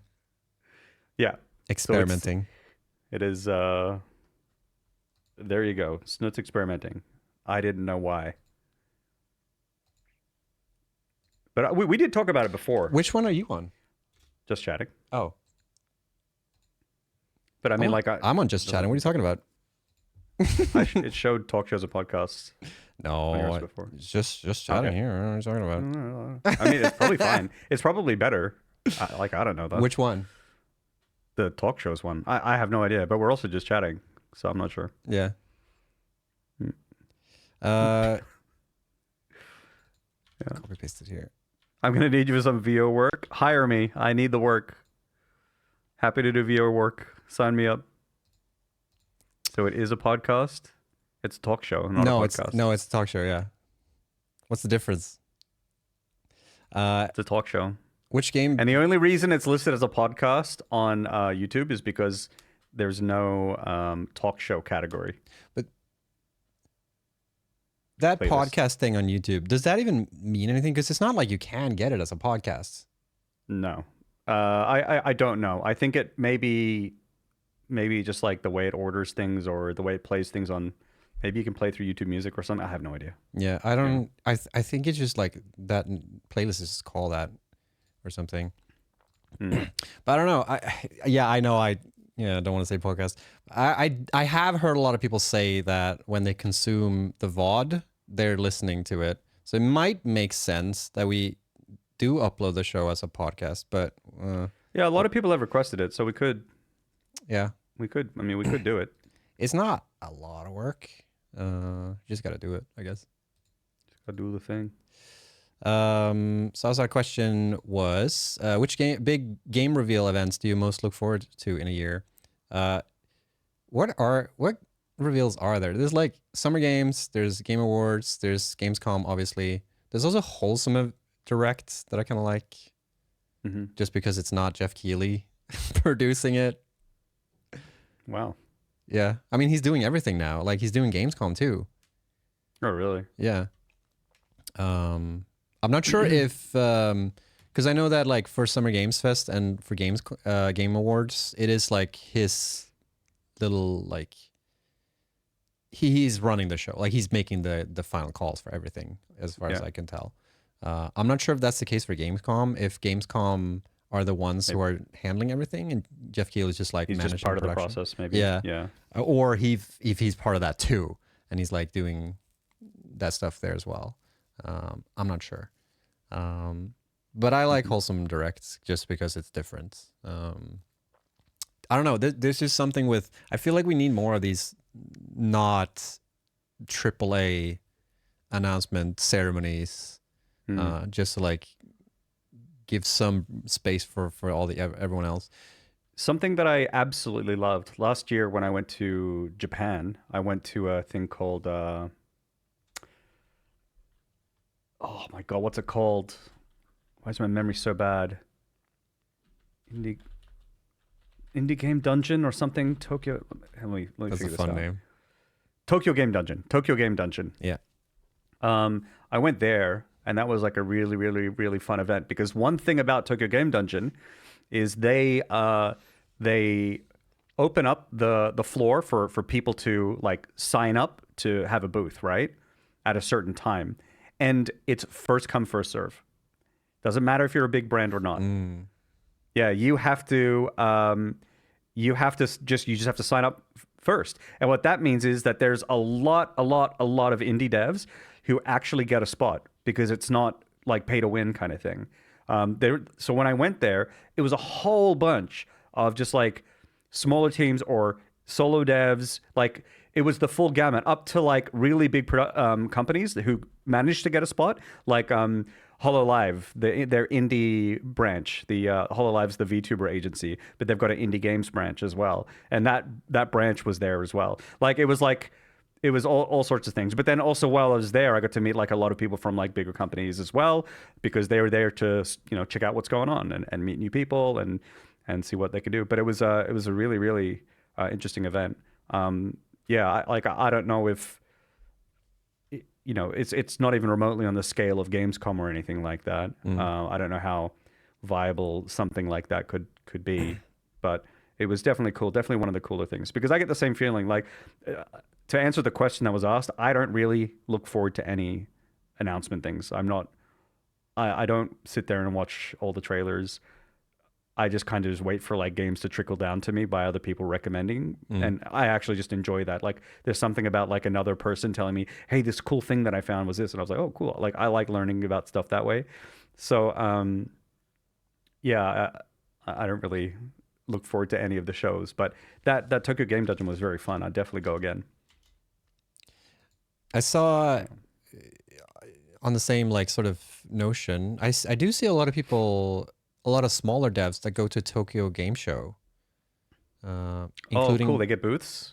Yeah, like I have Nice. friends who worked on very small games and they went to Tokyo Game Show. And I think part of it might be that like they want to go to Japan as like a nice thing to do.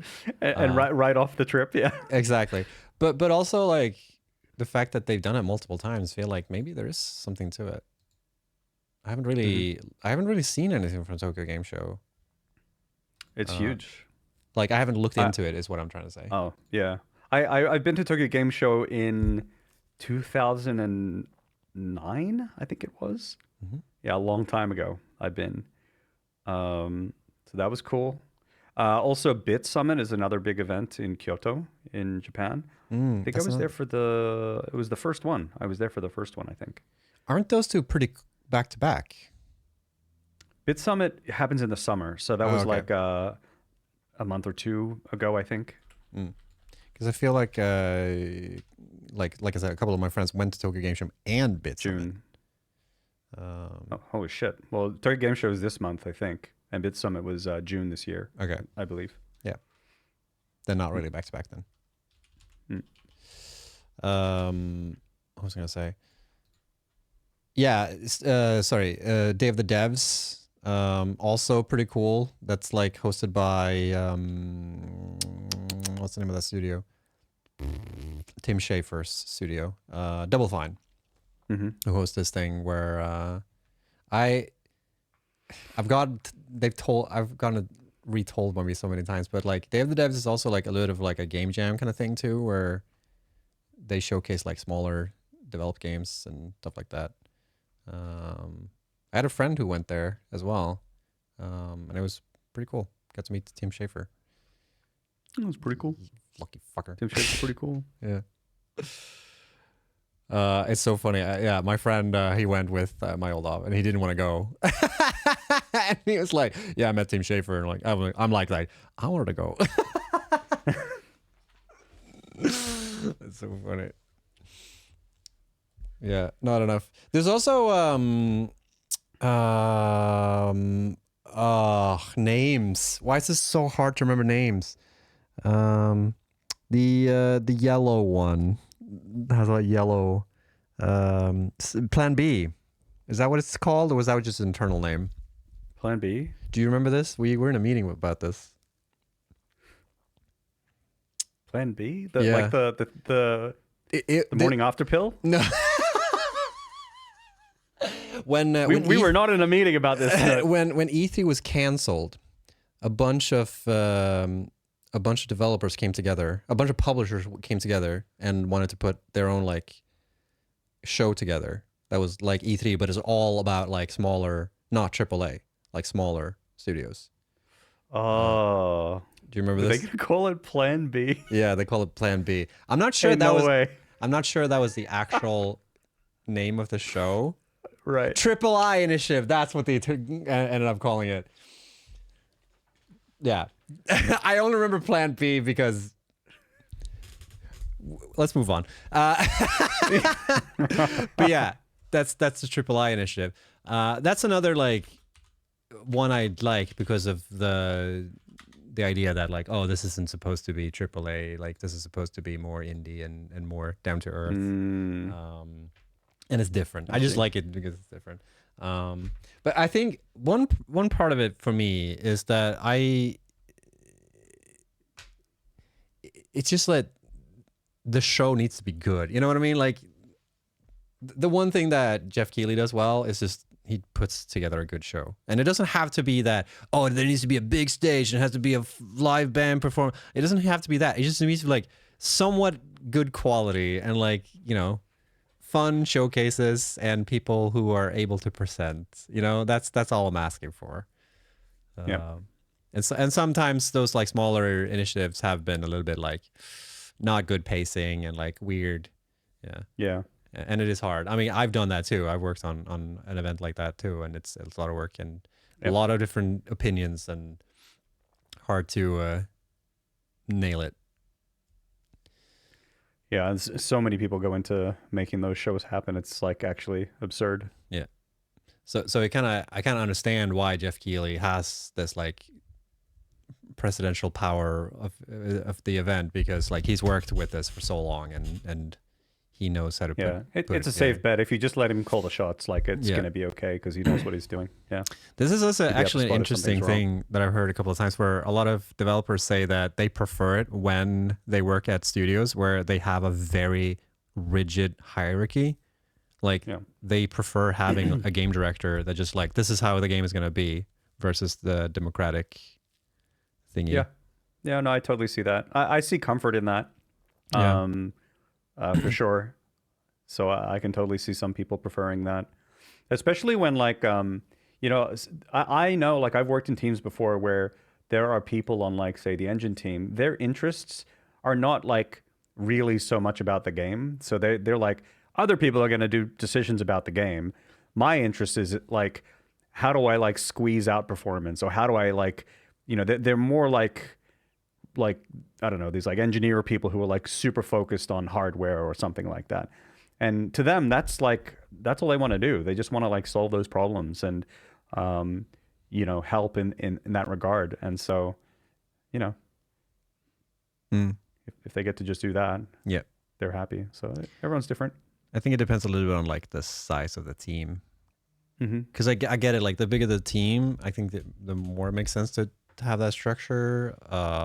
But it gets really hard when you have like, you know, 30 cooks in the kitchen kind of thing. Exactly. Or more. Yeah. I don't know. I don't feel like, I feel like, I don't know. I've never worked at a AAA studio, so I can't really compare to, you know, what would it be like to work under like the Kojima type hierarchy, right? Where you have a director whose vision is the thing that's gonna like steamroll everyone else.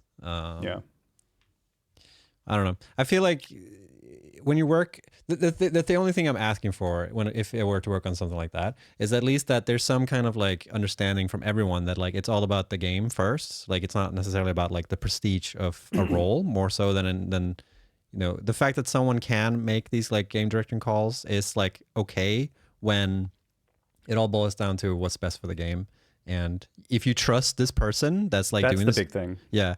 Like this person doing the director role, like you have to trust this person to know that like they will make good calls based on people's opinions or you know, even if like I want to do this thing for the game and the director says, no, I don't think so. Like, so long as I feel like, yeah, but I still trust his judgment or her judgment in making a call that goes against what I'm saying, because I trust that they know like something that is hard to convey to me or whatever. Like, I think the other important thing is that like, so long as you're like if the you know, director or whatever, so long as you're sure that they understand you, I think that goes a long way. And that's like a big thing that like, I think if you're a director or whatever, or a manager or anything like that, it's like, it's just really important to make sure that you do understand the other person and make sure that's really clear to them, because I think because then at that point you've taken it on board and then you've made a decision, you know, taking what they have to say into account.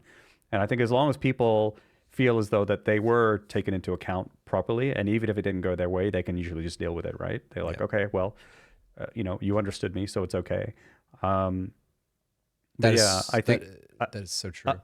yeah, I think if you ever get like a lead who or director or whatever who's just kind of waves away random shit and doesn't ever explain why or can never articulate it, then I think it's very easy for people to get disenfranchised with that. Yeah, I've definitely worked in teams where the producer or the director or whatever is like, we've had this like super long conversation, like we should do it this way, and ultimately you have to pick yes or no to something, and like sometimes it doesn't go the way that I wanted to go, but at least, yeah, like you say, like if I feel like I've been heard and they understand the cons of taking this route, or like the issues that I brought forward, and like accept that that's what it is, then it feels like, okay, well, we moved forward. We have to move forward at some point. We can't keep discussing this over and over again. And I've definitely worked in teams with both where I totally felt like this person heard me, and other times when I'm like, you have no idea how this works. Like, there's no confidence here. That is so frustrating. Yeah. Sometimes it's just important to have someone make a decision when you reach a deadlock. Completely agree. Yeah, when like those deadlock situations come up. And that is definitely like the producer's sort of rule in a lot of the cases where someone needs to say yes, no, or someone needs to just put the foot down and say like this or that. It isn't like, I think it depends on on what the issue is, right? Because like sometimes, like if no one can do it, then sure, producer can just do something, right? Yeah. But like if it's, well, what should we do about this feature for the game? Like what is actually best for it or not? Like usually your director might have a better overview of everything, and so like they're the one who might be better to have them make a decision. Yeah. And sometimes it goes across like different disciplines, right? Because sometimes it could be like art director kind of decision making versus like game design making, and sometimes producers have to sort of like dabble with everyone, because like mediate a lot of the time. Mediate a lot of all those stuff. Things. Yeah.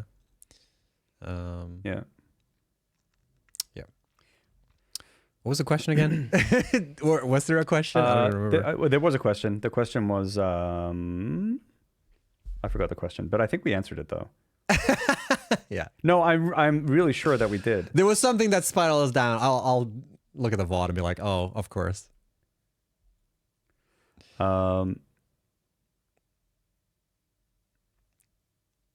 Would you mind showing your My Paint setup? I can show it. It's really simple. It's basic as shit. Just gotta boot it up. My Paint is, by the way, for those who don't know, My Paint is one of those like free open software kind of deals. That's like an alternative to like Microsoft's Paint and stuff like that. I almost pressed the button to switch it on my stream and completely kill the stream. Where's Sammy? It's not presenting. And this is like the kind of default thingy. So like you can just switch which background you have. So I can't remember how I did that. There's some setting here.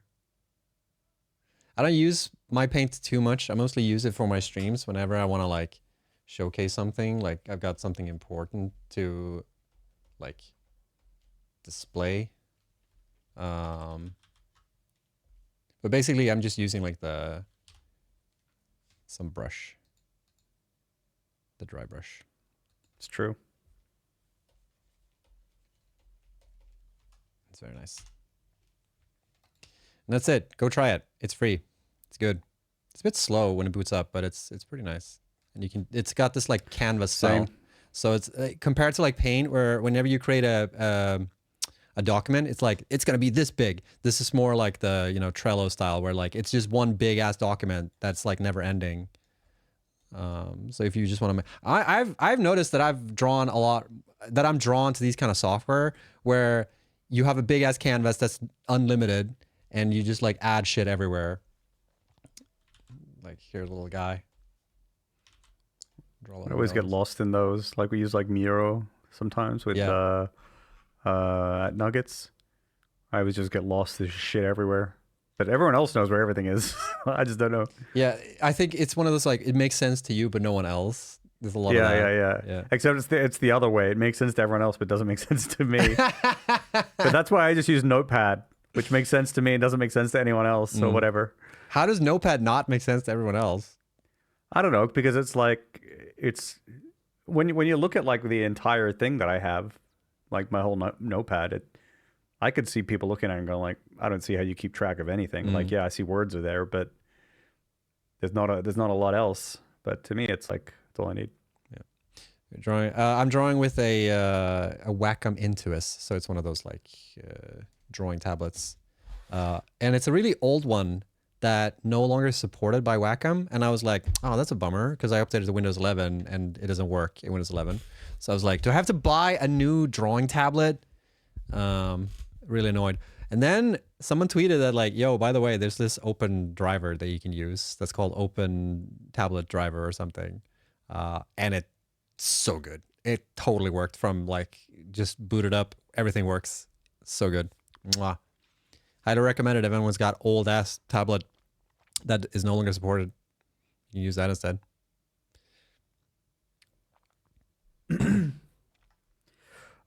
Shall we? Yes. Cool. My ads are going to start in 2 minutes, so I don't want to scam people.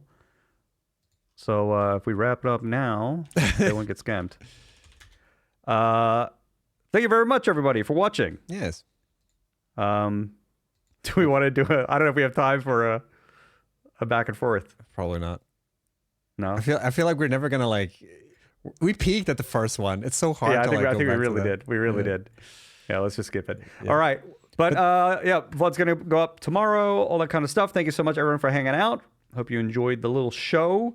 I often stream after these. I won't be streaming today because I have to get back to work. I'm really busy. But yeah, it was super nice hanging out with y'all. And you too, buddy. Yep. Same. Good times. Good talks. And we'll be back again next week, 6 p.m. CEST. Same bat channel, same bat time. I'm a bat. And hope you all enjoy the rest of your week. Yes. Take care, everyone. Take care, everyone. Bye-bye. Bye.